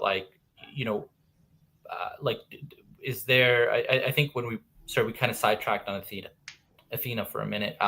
The original question was, remind me again, it was like, it was something about usage or demand. Well, I think where you were going was being used as a pair stablecoin to other trading assets, and that USDV is like a true stablecoin in that sense. And then you were saying why Athena's wasn't used as a pairing asset. Yeah, thanks for reminding me. So where I was going with that was, let's not to pick on Steven, but PYUSD, right? They are, the amount of capital that they're spending in order to try to get adoption, right, is absolutely mind-boggling. Yeah. But why is it's almost very little of it is being adopted, right? The only adoption you see is in pools or places where there's heavy incentivization. They're the amount they're paying to acquire customers, and these aren't customers, they're mercenary capital, right? They're farmers. The minute they stop the incentivization, the TVL is going to tank, right? The usage is going to tank. And we saw that with, you can look at the PYUSD adoption curve, right? Was going up as incentives. As soon as incentives stopped, it just completely collapsed. And now they're picking back up as they heavily are incentivizing again. The point I was trying to make was is that until you create a better dollar, right, that's actually going to outperform USDT, USDC in its functionality, you're not going to replace it. You're not going to take market share. And so this is why YAS is such an important unlock, because it is an actual better dollar. Like, there's a reason to use it. And that's not something we've seen in the space so far. So the demand aspect is, like, people see it as an actual value unlock, and people want to use it. Unlike me comparing USDC or USDC or PYUSD, why would I ever switch to PYUSD? What is it doing for me? Yeah. Yeah. And then, go ahead. I was gonna say, an entire cohort that Ranga kind of jumped right over was the DAOs and treasury managements. a lot of the folks that we spoke with at Breakpoint have treasuries on chain. They have USDC or USDT on chain. And in order to get yield, they need to be an active money manager and go deploy that in LPs or find some type of yield strategy on that and be active participants. With Yas, they can simply just swap USDC for USDV, and we can stream them the yield directly to their wallet, and they can use that USDV as they wish. When we first launched Solomon, we didn't have Yas as a product, and many DAOs came to us with their treasuries and said, hey, I want to stake my stablecoins with you, but I don't want to be subjected to a lock period or stake period or cooldown or anything. I want my USDC, I want my US dollars as US dollars and also want to earn on them. And that's kind of where where Yas developed. And I think this is a huge unlock. And to Ranga's point, this effectively makes USDV a strictly better dollar on chain and is how we're going to get that sticky TVL versus simply paying for TVL deals or incentivization through different marketing campaigns. We've built a natively better product. Yeah, so part of that is also where your USDV can be used, right? So you're holding it, that's great for treasury management. I'm earning my 10% yield, that's awesome, but I also need to go pay someone, right? Or yes, go use it maybe as collateral or another place in DeFi. Ranga, last time you were on, you were talking about different partnerships within, like, let's say the DeFi ecosystem. Any thoughts or progress there on some of that? Yeah. So like, can I send USDV to Kraken at some point? Sure. So our focus in terms of growth is I think the real so there's like choke points, right? Like neobanks and the relationship between like neobanks and let's say stable coins is like neobanks are sort of the last mile, right? They're the ones who actually access retail users in certain jurisdictions or places, and we can have multiple neobanks that are out there, sort of, targeting specific markets. But we see ourselves as sort of the infra behind a dollar that can sit there, they can tap into, where almost everything else is abstracted away. And the way the yield is working is that they have controls over routing as well. Like on their neobank, like they can massively benefit because they can unlock this yield for users, right, without them having to think about it. But they can also route it such that they can take a cut, right, from their users as a service on that side. So and that's because Yas yield comes into a wallet that they would designate, and then they can direct it further along the path. Exactly. Is that correct? Okay, yeah, it's completely customizable. Yes, because I think you mentioned that there could be multiple pay wallets on that Yas stream. So the real innovation here is maybe not on trying to, change the wheels on stable coins itself, actually on the routing of the yield and that kind of infrastructure. Is that fair to say? And no, maybe it's on both, but. It's on both, but I think you're touching on a really important point, and this is I think I need to maybe talk about it more. I just don't want to distract people from what we're building, in the sense that really a big unlock is this routing layer that we're creating, right? And it's a generalized solution such that it's actually applicable to any token that is capable of earning yield or wanting to distribute yield. So think LSTs, think SOL, think stables, think anything that has the necessity to be a wrap token on chain. We can abstract that away. That is the generalized solution. And that's how we're constructing it. So yeah, it's the dollar, the stable coin is sort of like a primary use case that's going to show people the value here, and what it can unlock. But it's a much bigger play than that. Yeah, I also don't mean to harp on demand here, but are your caps currently full? Because that's something you mentioned earlier. Yeah, we're about to increase it today. We're going to increase it by another mil. Probably later. We'll announce it later today. We'll put the MCG mill treasury in there, so we'll take it up. You don't even need to put it in. Just you know, you just convert over USDV and Just kidding. We don't have $1 million, but yeah, soon. But no, the LPs I was going to talk about.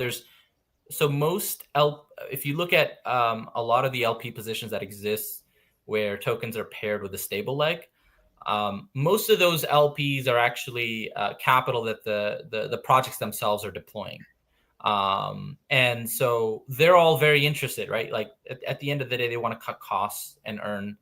For them, it's usually a cost to deploy liquidity, right? And they're sometimes paying market makers, etc.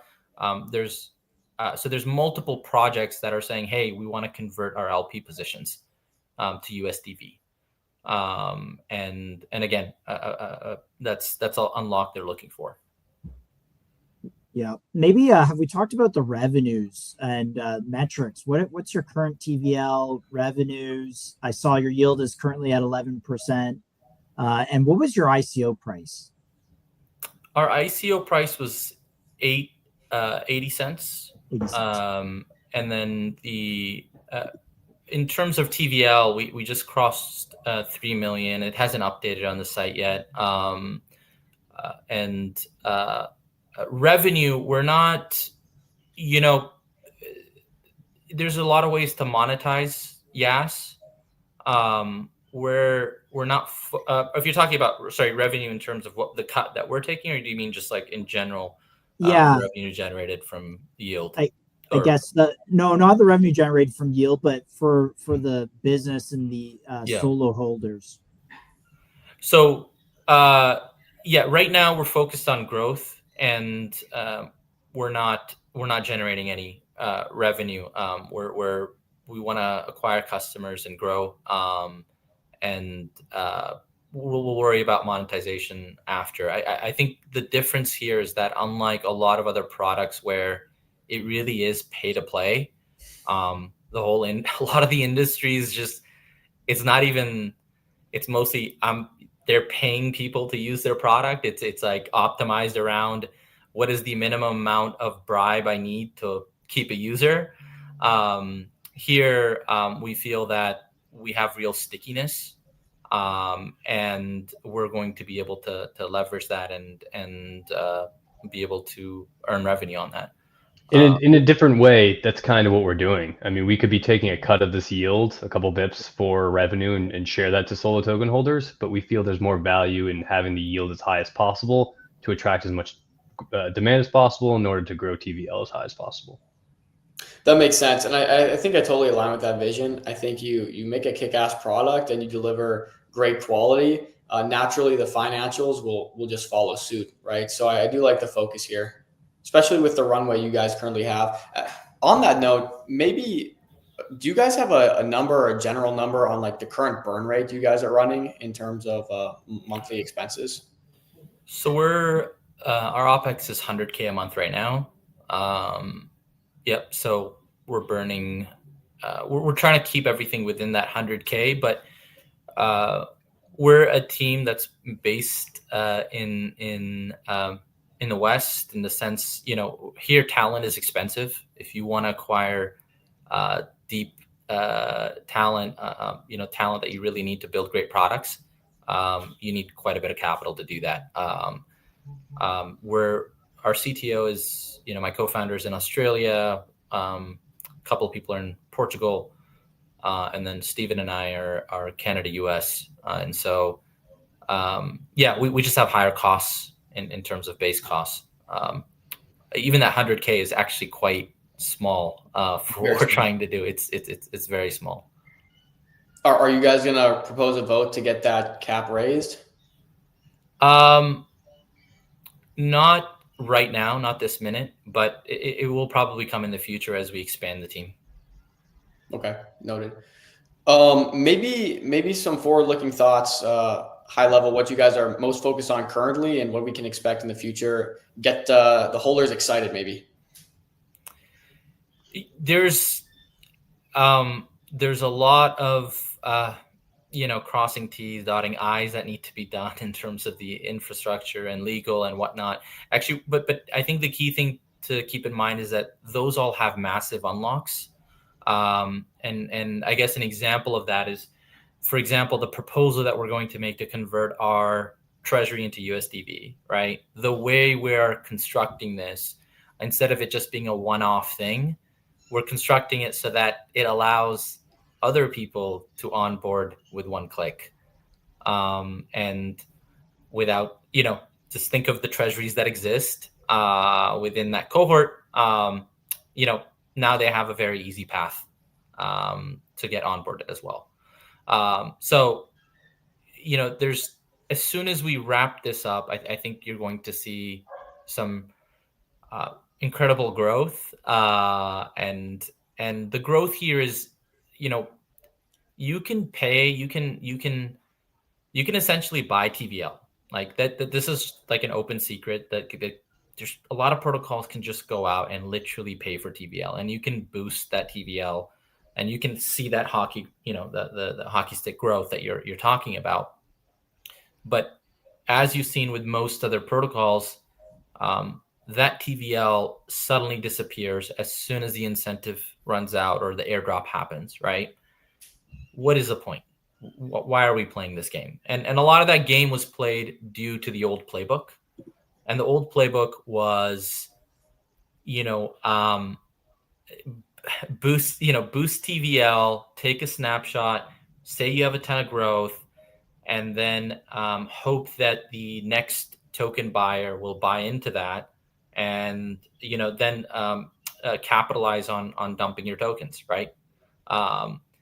And so that's all tied to that old playbook. Ties into the MetaDAO stuff with low float, high FTV. It's all dying. That's all unwinding, right? Yeah. And all this all this sort of buying of TVL growth has been about, teams have to compete to subsidize growth here in this way. And you kind of have to play the game in some capacity. But if you're just purely doing it to buy growth and buy TVL, you're not in it for the long run. You're not building something real. And I think we're seeing that die.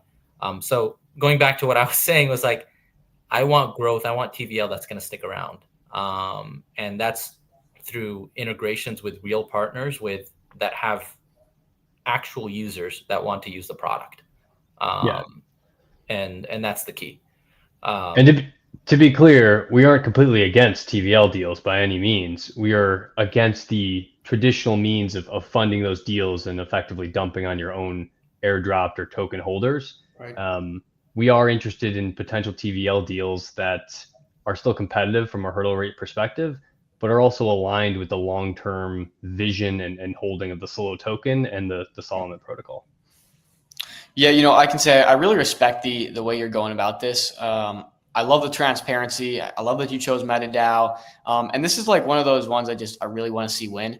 So we appreciate you guys coming on. These were some good updates. I do have a question, Dom. We talked to Profit a couple times, and we kind of noticed this theme where these MetaDAO projects are kind of feeding into this like ecosystem of product, whether it be privacy, neo banking, stablecoin, etc.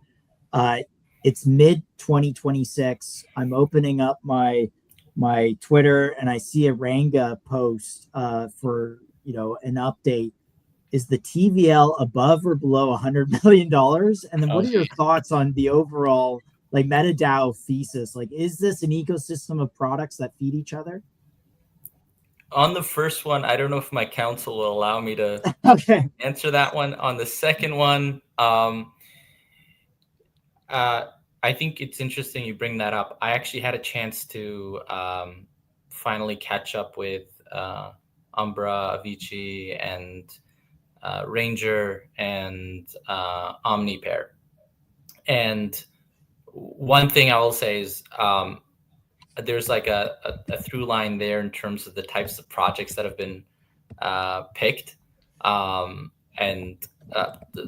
After talking to them, I'm insanely bullish on all of the ones that I just listed. Those are the ones that I spoke to. And we were kind of joking around. We're saying, did Prophet, is he really a prophet that he sort of thought about, this grand sort of plan with these ecosystem partners? I don't know. Maybe he is. But there's definitely these synergies, these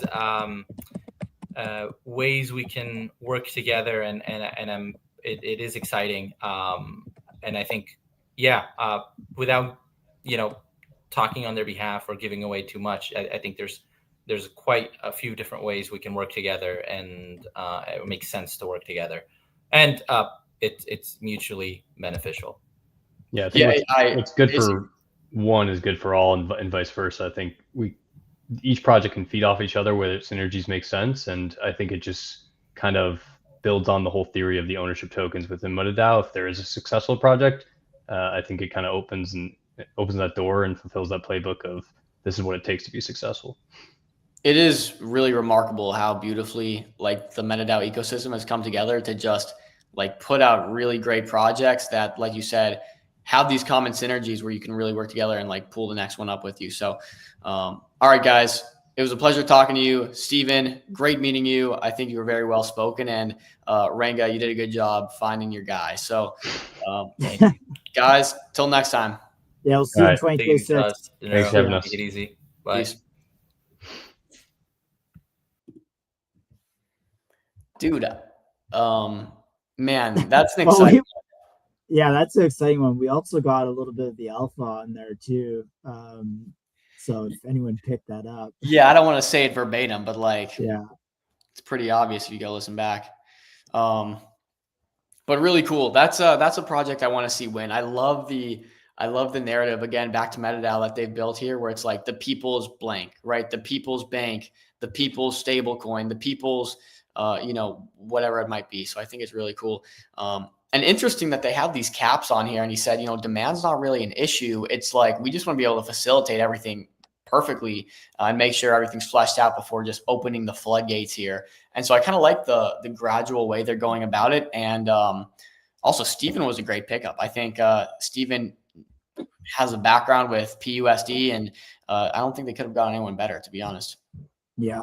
Do you want to pull up a chart real quick of Solo? Because it's basically at its ICO price here. Yeah, I would be happy to, man. And we can maybe cover this too, because again, you get back to kind of value bets here. Obviously, these are growth investments. But again, when you think about the size of the treasury, they're burning roughly, or at this point, 100K a month. So you can subtract that since launch date.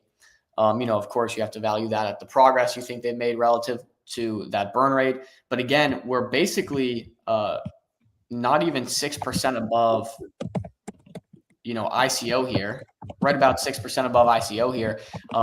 So market cap's 11 mil, and the treasury they sit on is roughly 8, right? So again, at what point do you get to a literal skew on treasury to value of the company? So we're at 11 mil now, 22 FDV, with a treasury at about 8 mil, and they're making progress as we speak. TVL is growing. They said they're about to up the cap here by 1 million, maybe today, actually. They could drop their treasury. So they're going to convert their treasury. How much? They said 8 million, right? Treasury? What? No. They have 8 million in the treasury, but they're upping the cap in terms of deposit volume that they can intake. Right. So even if they deposited their treasury into MetaDAO, they could offset a good chunk of their burn rate just by the yield that the protocol is earning. So that's a great point. Yeah, they have 8 mil. Let's say they put they put 5 mil in at 10%. You're making enough to cover, like you said, cover a good percentage, a good chunk of that burn rate. So that's an interesting piece of thought here. Yeah, I would like to see it. I think my biggest takeaways were demand, clearly like not something they're worried about right now. They're not really in any rush, I think, to turn profitable, in the sense of they can flip the switch whenever they want. But right now they're focused on acquiring users and keeping sticky users. So they want to make sure they have the best rewards. So they kind of haven't taken any bips, basis points from the trades and positions. So I don't know. I think I'm bullish. I'd love to see this win, and this is at a very interesting zone. Not financial advice, but I would start getting interested to again start bidding. But great conversation. There's a lot of tidbits and clips I think we can get out of that one that are pretty valuable. So super fun as always. Yeah, that was a good conversation. Wow, just man, this market just like Oh, look at that. Yeah, Bitcoin down 1.8% on the day. And I'll share that stream and that tab instead. Just continues to drop after a hot CPI print. It's interesting, man. You know, and Soju actually just put out a tweet as well, which I might as well bring up because, I mean, it's the thing we've been saying for a while. It's going to kind of take a little bit of time for these bodies to float to the top and see what happened. And the results of 1010 are going to take a while. I don't want to keep sounding like a broken record. But yeah, you know, remember it took 6 months for Luna and FTX to blow up. This post 1010 situation thing might take a while, ride it out. So yeah, I mean, there are entities, people that are hurt right now, trying to figure out solutions, maybe getting bought out as we speak or bailed out as we speak. There's some that won't get bailed out, and there's some that are going to have to, you know, fully liquidate, which might cause a cascading effect. Not to be a fear monger here, but that's the truth, right? So you said it took 6 months for Luna and for Luna to FTX blow up. This post 1010 situation might take a while. It's a good point. So, and yeah, you know, you see it, the markets are different. The markets have not been the same since 1010, and you got to wonder what's changed. So, man, let's you know, not to moon boy, but you know, markets are down bad.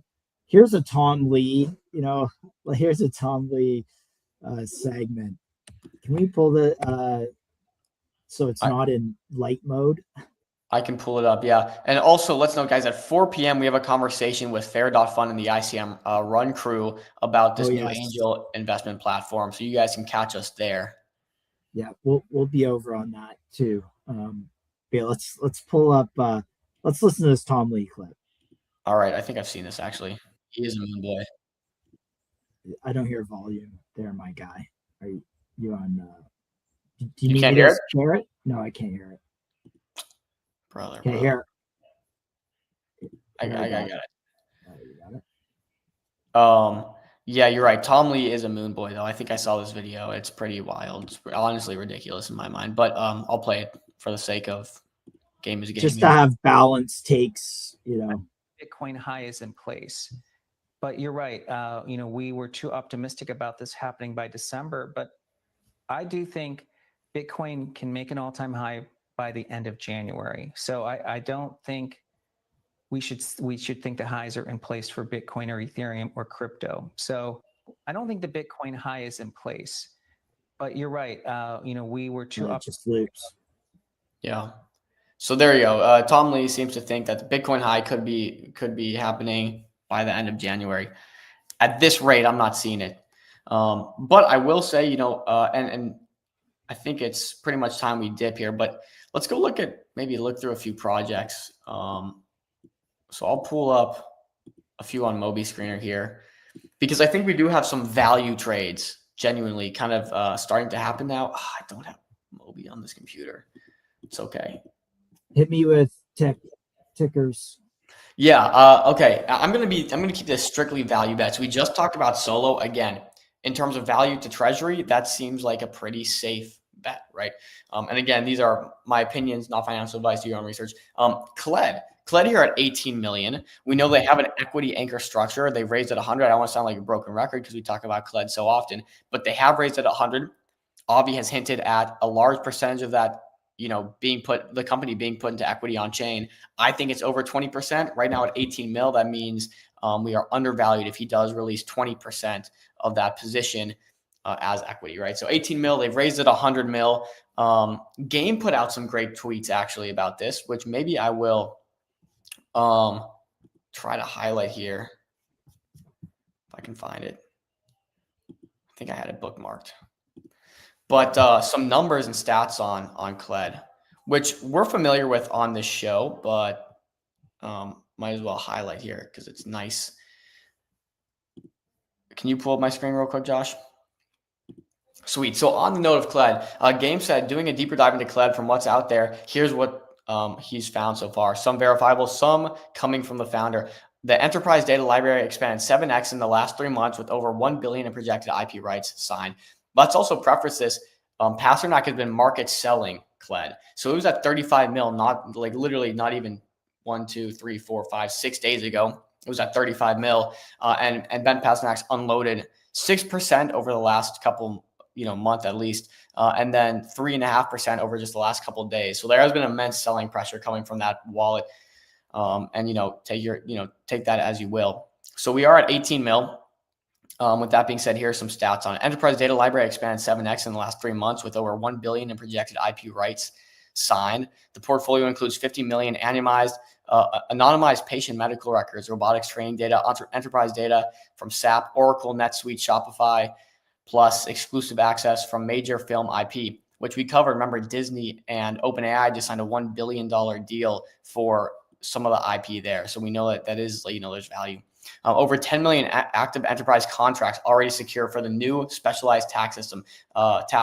So we know, enterprise on the supply and demand side, we actually do have some demand coming in as well, with 10 million in active enterprise contracts secured for CLED. CLED V2 update, no waitlist, rebuild the mobile app, 3x faster uploads, improve upline pipeline, payouts via Cash App, Venmo, Solana, and PayPal. I will also note, which is not included, the growth has been remarkable since the release here a couple days ago. I think they've been seeing very massive growth. You can look on Ellie's Twitter or Avi's or CLED Twitter where it's documented. Team expansion with research from Stanford, Duke, MIT, Caltech, and other leading institutions. Avi mentioned 300 data contracts that can be fulfilled through CLED, worth over $1 billion, valued around 100 mil after raising 3 mil from the K5 Everbloom A16Z Scout Fund. So now looking at this, you'd expect a project to be valued much higher, but this brings me back to the same general issue. There's a disconnect between the equity story and the token. That's the part I need clearing on to feel comfortable getting into CLED. That's the disconnect for everybody right now. Frankly speaking, I think people look at CLED and look at what it's come from, and they're starting to look at this and say, hey, this could be a unicorn company, right? It could reach that $1 billion mark, maybe $500 million, whatever it might be. But we saw the raise at 100 mil. From past investors. I don't even think they seeked any new investors. I think maybe A16Z Scout's a new one on that, but it's starting to be very obvious that these tech companies raise very quickly. And so we could see maybe Avi go and raise much higher than 100 mil. The question remains, what is the relationship to equity of this token? Will it be 20%? Will it be less than 20%? If so, the market's going to correct. But what's the downside here, right? Let's say it's only 10%. Well, then we correct less than 50%, right? So downside's less than 50%, whereas upside's pretty much uncapped for a data company that is closing contracts in these conversations, has a lot of IP rights and doing these things. So again, from a value perspective at 17.9 million, I think CLED makes a good case to be a pretty safe buy here. Josh, any takes? I mean, I don't have anything beyond what you've already said, but nice to see Game kind of looking into this. Yeah, another little detail here, also worth mentioning. I haven't seen people in the comments talking about this. CLED has a 33% revenue flywheel from every contract they inject into the token. Now, also needs clarity because that wallet's not public. But 33%, if they're signing $10 million deals, right? That's a nice $3.3 million of every $10 million deal going back in the chart injected. But again, we need clarity on the equity and clarity on that wallet. Right, very good point. These Pasternak is out of public, according to Vax, and then Rambo, CLED won't do 20%, too much. I disagree, Rambo. I disagree. Yeah, I've had plenty of conversations with Avi where actually you would probably think that 20% is on the low end. So I do. That's a hard disagree, Rambo. The balance here is that Maya thought the amount that Avi would pursue was too much. And then Avi himself said he wants a lot. He wants what Dom's saying. So, yeah, look, I'll tell you this. I think Avi's smart. He's going to look at the market cap of CLED before making the final decision. There's no way he gives less equity than the market cap's valued at now, right? So he sees CLED at 18 mil. He's not, and again, this is all speculation, but he's not going to go and give 10% equity to the token and then literally, hurt his own token. It's going to be at least, I think, the value of the token or higher, right? So in this case, it's at 20 mil. Let's call it 20 mil. He's going to give 20%.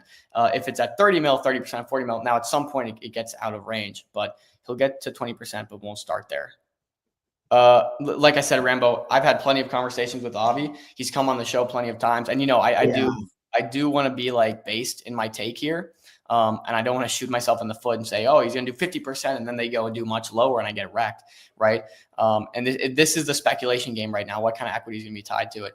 But we've had Avi on plenty of times, and he has suggested much higher than 20%. Actually, I don't want to be disappointed, but much higher than 20%. Maya suggested he's going much higher than 20%. And this is, I would recommend you go through all of our videos talking with Avi and kind of just get his general vibe and take for what he's going to do, because I do think it's pretty obvious that 20% is kind of the low ball here. Yeah, I would have agreed with you, Rambo. That's not the conversations we've had with them.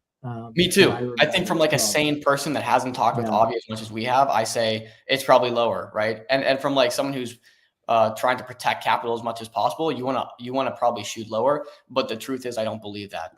Yeah, and we also don't really know until it happens. So take it all with a grain of salt. But go watch the videos because he does talk about it. Yeah, just don't want expectations too high. I totally agree, and we're in the same boat on that. Yeah, it's just when he comes on and says 20 is too low, it's like I mean I got to take him at his word maybe. So.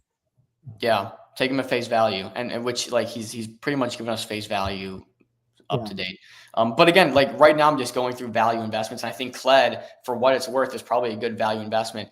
Even if you just factor in maybe the 33% buybacks. But CLED 17.9 mil right now. Solo, we talked about, has basically equivalent value to their treasury. What else? We talked about CPT. It's looking good.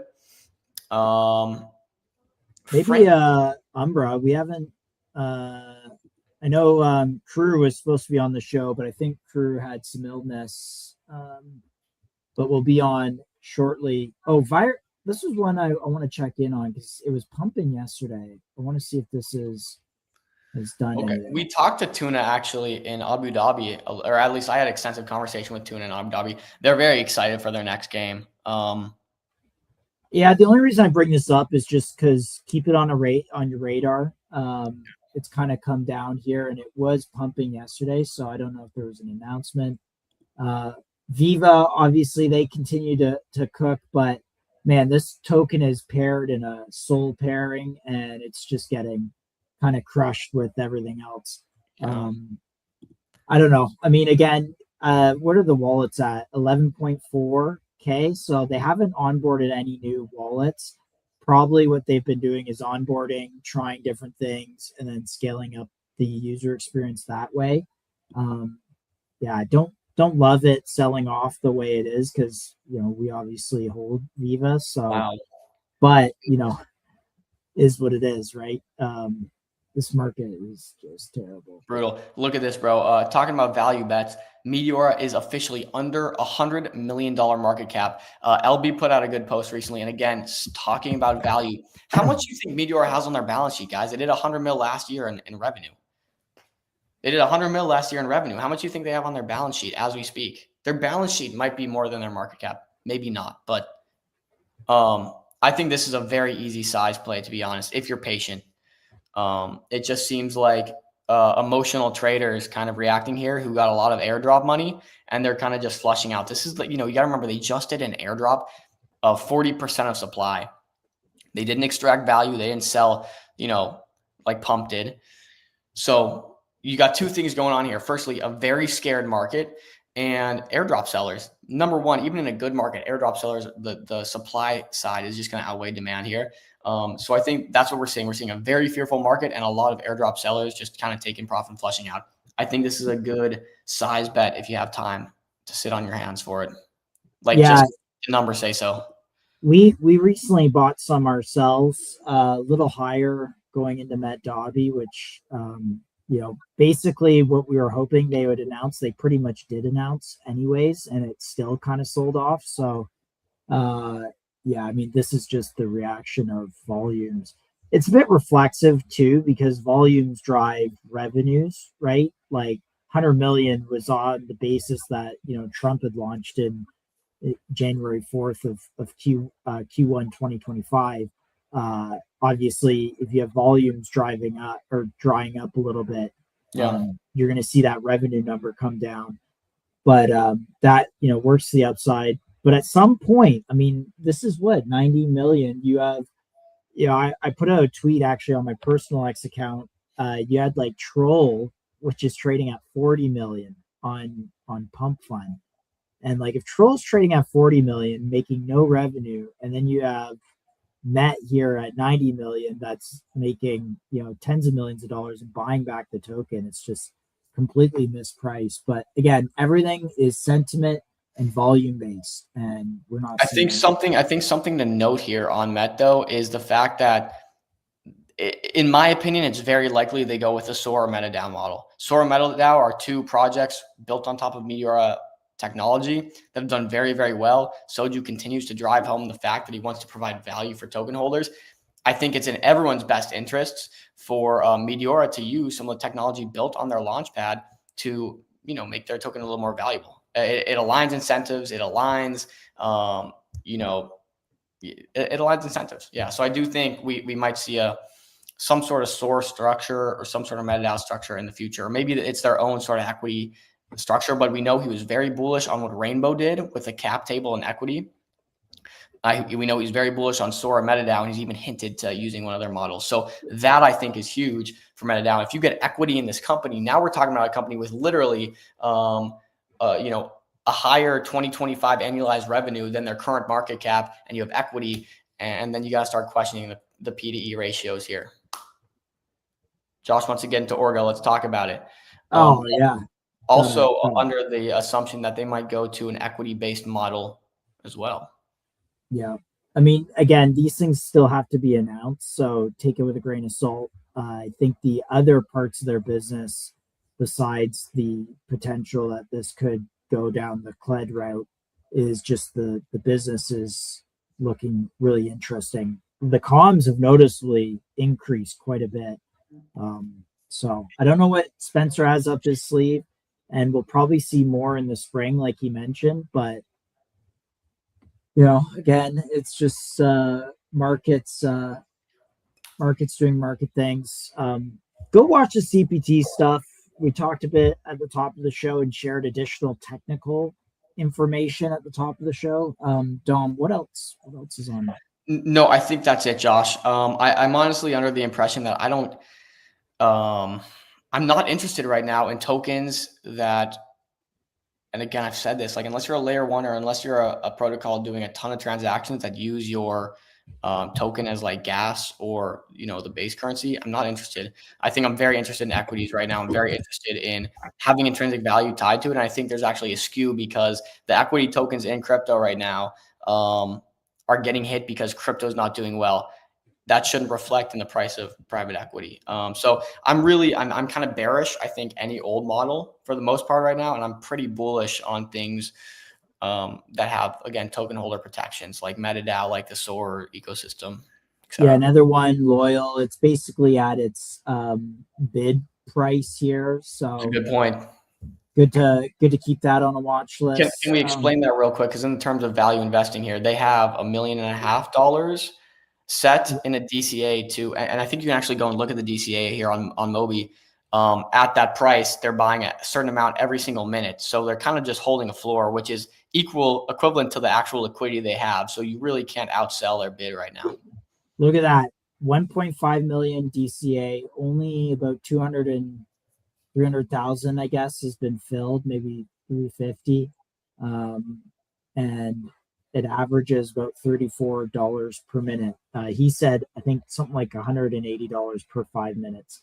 I wasn't there for that conversation, but what did that conversation look like in terms of like, hey, we're kind of at that floor where you're buying back basically everything that's sold into it. Like, I'm trying to conceptualize what's the risk to reward here. Can we go below this level? Like, obviously, when this expires, it's done. They're no longer buying back. But like, what's the risk to reward? I want to understand it. Can we go below this level? Are they just going to buy up all liquidity that sells at this level? That's what I'm trying to figure out here.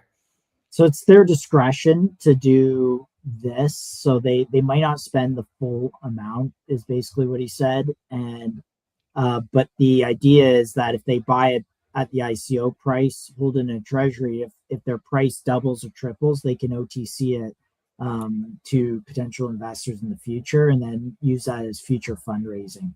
So it's kind of like a trade on their own token, basically, that they're doing. And Why would it go below ICO price? Well, because investors right now who have loyal tokens that were participating in the ICO, they want liquidity back. They're like, I just want to be in stable coins. I don't want to be exposed to the market. And so that's why you get it kind of below this ICO price. Yeah. I mean, as long they got to keep this going for a bit. I mean, they have tons of time for this to play out. It's only, less than or just over 1 quarter used. You don't want to see a bear market in the last 6 months because at some point, if you pull your DCA, then does the floor kind of drop Yeah, out? that's what I'm curious to happen if we kind of just sell into the entire DCA or they kind of stop the DCA. What happens? So watching that. So be fully aware of what you're buying into there. But ICM has a spaces later today. Yeah, guys, join up on that if you want to learn a bit about angel investing and the new Fair.Fun, I think it's called, platform that's going to basically be geared towards angel investors. I'm very interested in it. We haven't gotten a launch. We haven't seen anything. We don't know much. I'm interested in the concept. And again, I'm interested in private equity right now on chain. So I think that's why. But at least tune in for the conversation and learn with us what's going on there. Yeah.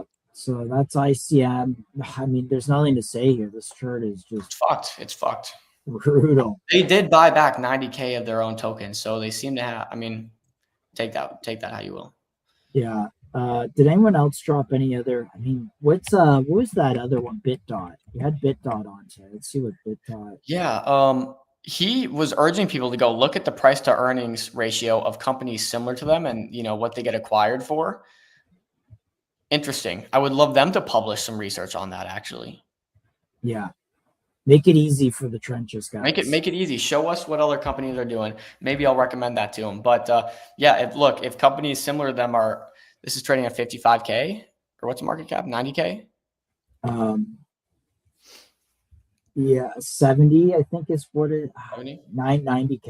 Yeah. You got to go read the clause though, because they said if they do a 40% dividend to themselves, that's when they activate a payment for dividend to token holders. 40% is a lot, guys. If they make $1 million and they're like, hey guys, I want 400,000 of that as a dividend to myself, that's when you get paid as a holder. I do think that number is maybe a little high, right, for dividends, but I don't know. Just go look into it. Make sure you understand the model. Okay, bet. What's do you know? Okay, bet. That's not going to show up on there. That's oh yeah. Haven't paid. What's the symbol? Is it okay? Okay. Yeah, it's not showing for some reason on Mobi. Guys. All right. The other SOAR ones to keep in mind because they're doing these burns. DFTV. Another one. We just have to name. Again, we showed their product. They're building some physical product that you click it and talk. There was a viral product called Friend that went pretty viral that was similar to that. I mean, we're talking 100K here for these.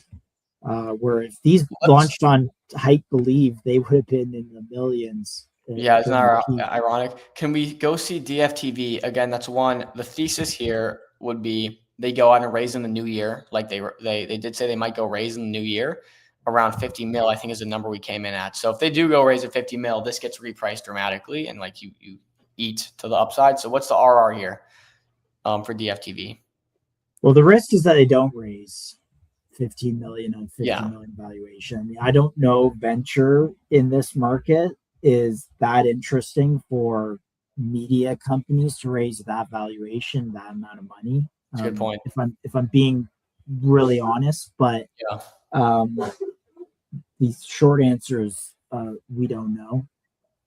But I mean, the narrative that you might play here is the SOAR tokens are doing these massive burns. People kind of see that there used to be a burn meta at one point. Maybe that takes hold. Who knows? Man, we just want ownership tokens. We just want ICM to do well. That's it, guys.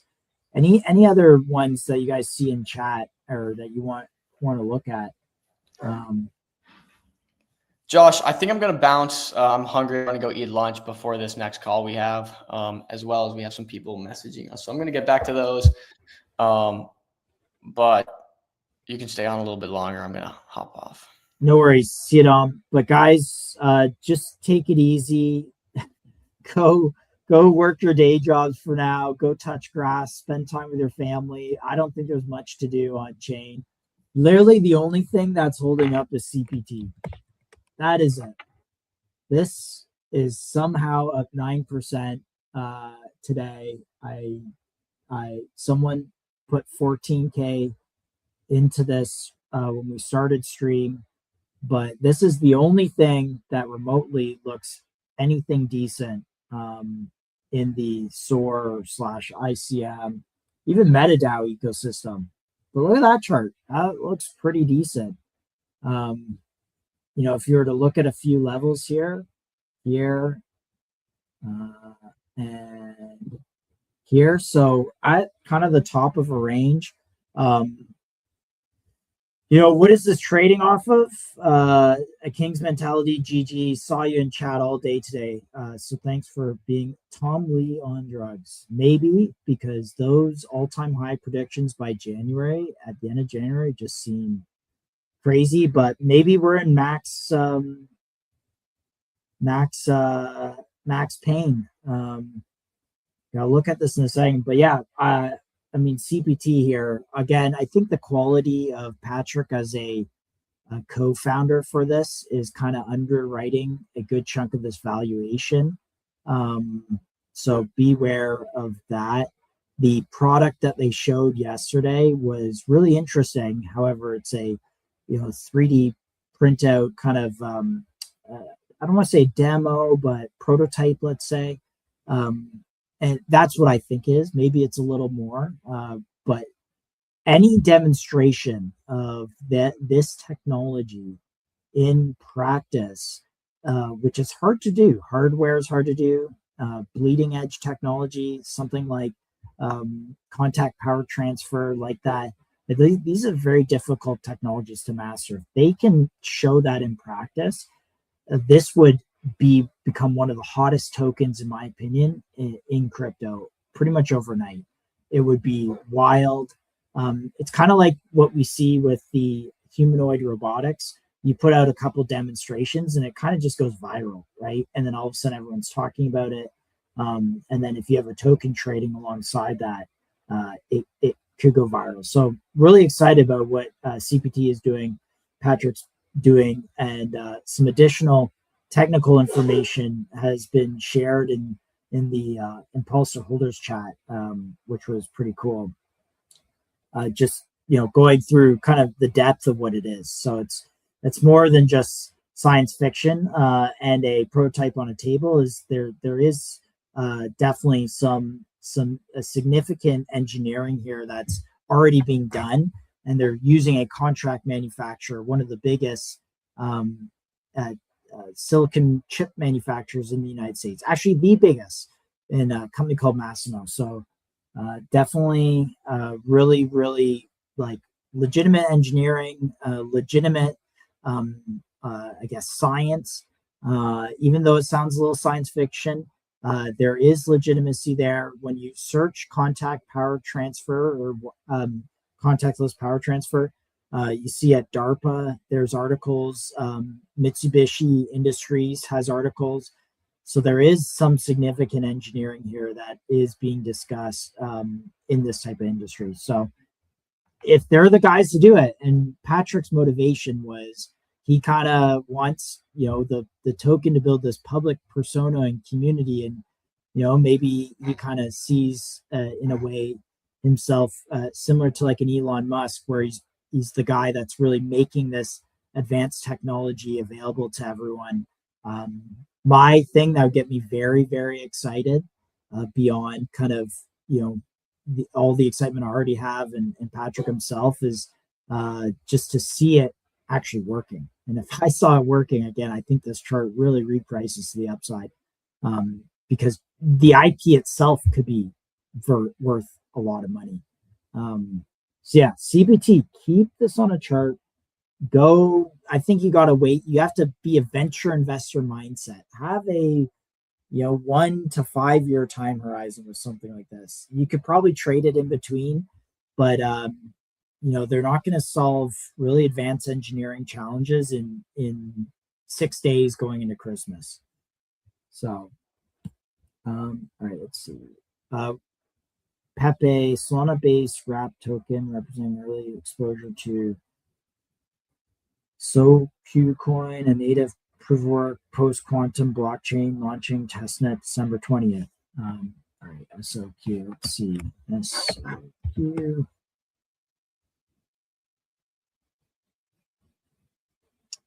Is this it? Let's see. Let's go to socials. Socials here. Let me know if I'm on the right track here, Pepe. Okay, SoQubit. PSOQ, yep. All right. We actually had a quantum computing project on, I'm trying to remember the name, but a couple months ago. Yeah, I'm on their thing.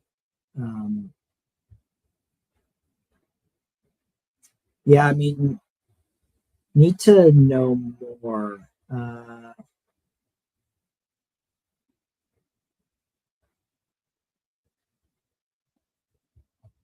So quantum computing is very, like today, quantum is very single, like purpose quantum computing. Like basically the quantum computers solve like a specific math problem that's very difficult to solve. We don't have generalized quantum computing, which is like a classical computer where you can do many different types of things.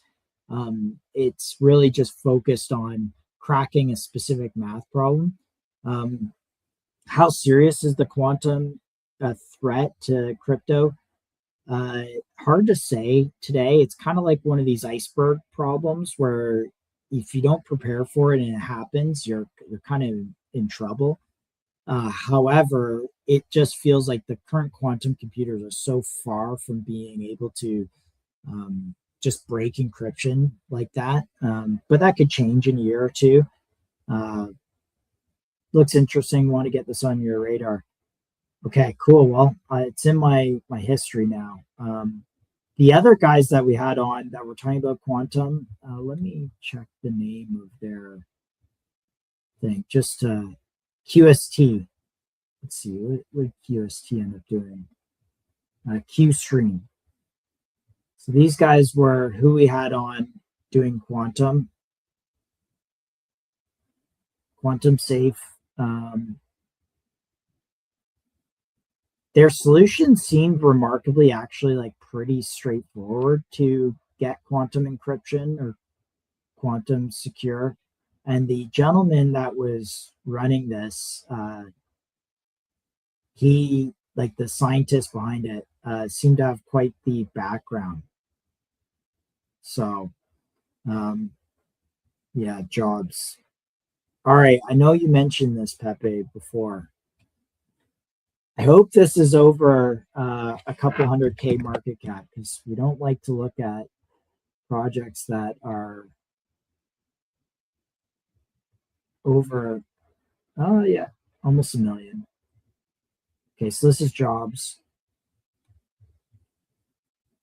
Yeah, I don't like these new launch charts in this market. It's just nothing sustains here, and you don't know where you're getting good value in a chart like this because all the value is basically made in this first candle here, right? When you're running it up, it gets bundled and then kind of pumps. This is not the worst looking chart I've seen, but also, what does that mean for meme pewter? Has meme pewter sold off because the dev went and did this one? Is that what's kind of happened here? So does this cannibalize the last project that he's done? Not really. I mean, this looks pretty cool. Yeah, very true. Mind as well. Stick around. I think right now CPT relative strength. Oh man, I'm not even sharing my screen, guys. I'm so sorry. So this is Meme Pewter. They've been on the show before. Actually, I think they were on the show right before this huge run, which I remember thinking, man, we missed that one.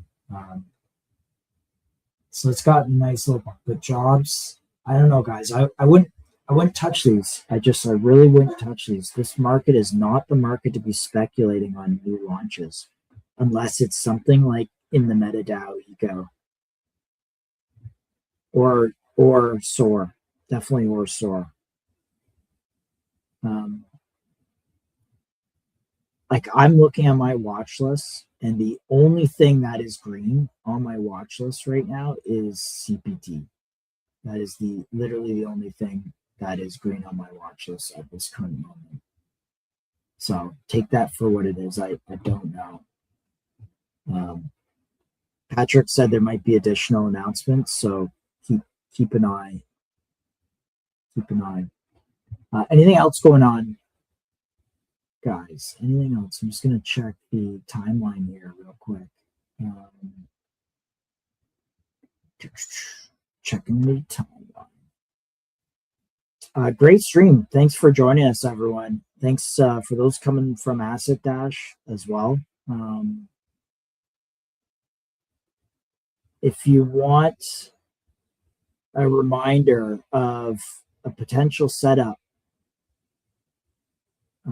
for the market, I will defer to Chill's. We'll defer to Chill's post right here. So this we talked about this at the top of the show, but still bullish. 80K retest, and how the market could look like is Chill had this flag, and right here in April is when MCG started. This is when we started streaming, and basically at that time the market was flagging through March, broke out of that, and then the tariff FUD really. Oh man, do I have the wrong mic? Oh, bro, are you kidding me? Oh, it's one. Man, Top Fumbler, thank you so much for letting me know. Bro, I've been using the wrong mic all day long, and it really pains me, and I'm so sorry, guys, because you invest in this hardware, and unless you click in the little arrow to see what line in, it's impossible to see it. I literally need Top Fumbler to who knows both mics. Top Fumbler is here. Got in too late. I know, brother. I appreciate it though. This is the market structure Chill's been eyeing here. We started streaming in April, basically broke out of that wedge down here at the bottom in April. That first wick was the tariff FUD, and then it ended up ripping. We've already broken out of this wedge. We could see the sub 80 re-K test. And then ideally is it doesn't spend too much time in that area and springs out, and which could start the move higher. This would probably align with what what's his face? This would more align with Tom Lee's thinking that January we're going to see all-time highs, which I agree, Rambo. I think Tom Lee is crazy. So yeah, uninstall the drivers for the other mic so it won't pick up anymore. Well, that would mean uninstalling the drivers for the mic on my actual laptop. So maybe we won't do that just in case, because you never know. But what else are you guys looking at? And anything else? I gotta hop here in a couple minutes, but I'm just trying to see if there is anything worth looking at.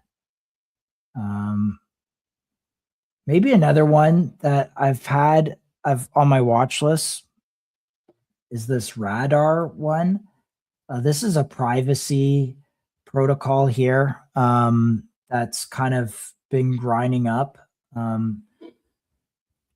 Sorry, I gotta switch screens here.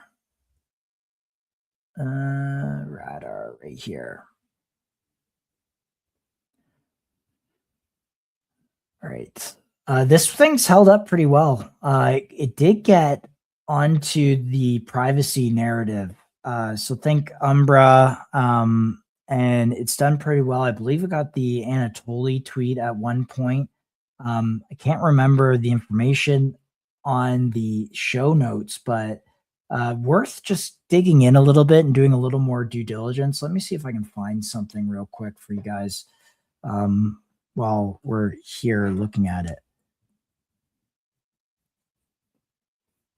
All right. I mean, this is just seems like it's just breaking out. It is definitely defying gravity.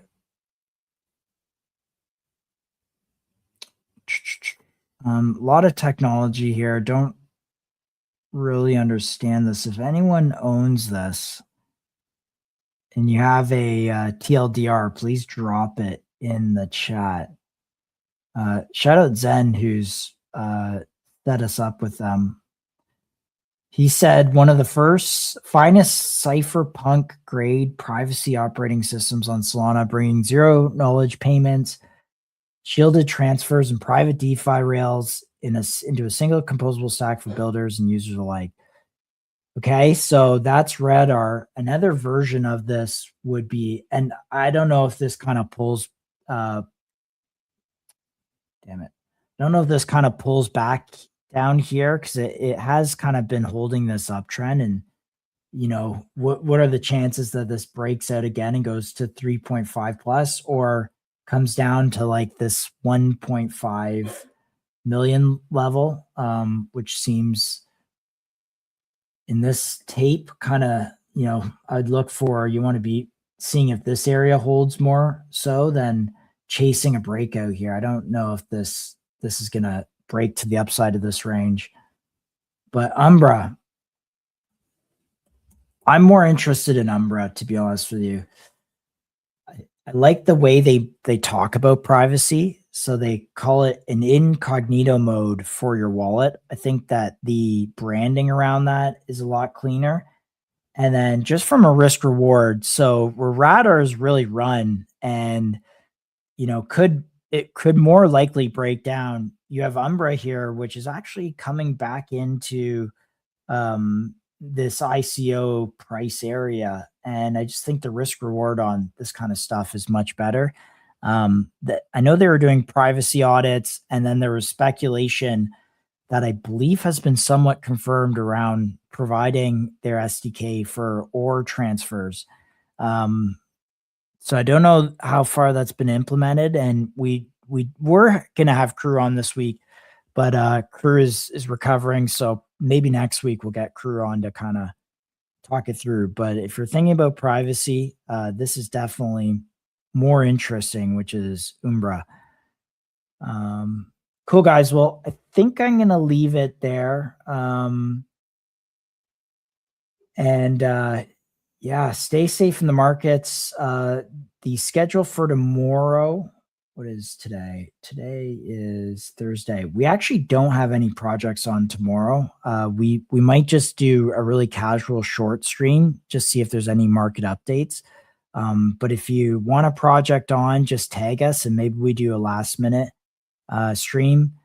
And yeah, stay safe in the markets, guys, and I'll see you tomorrow.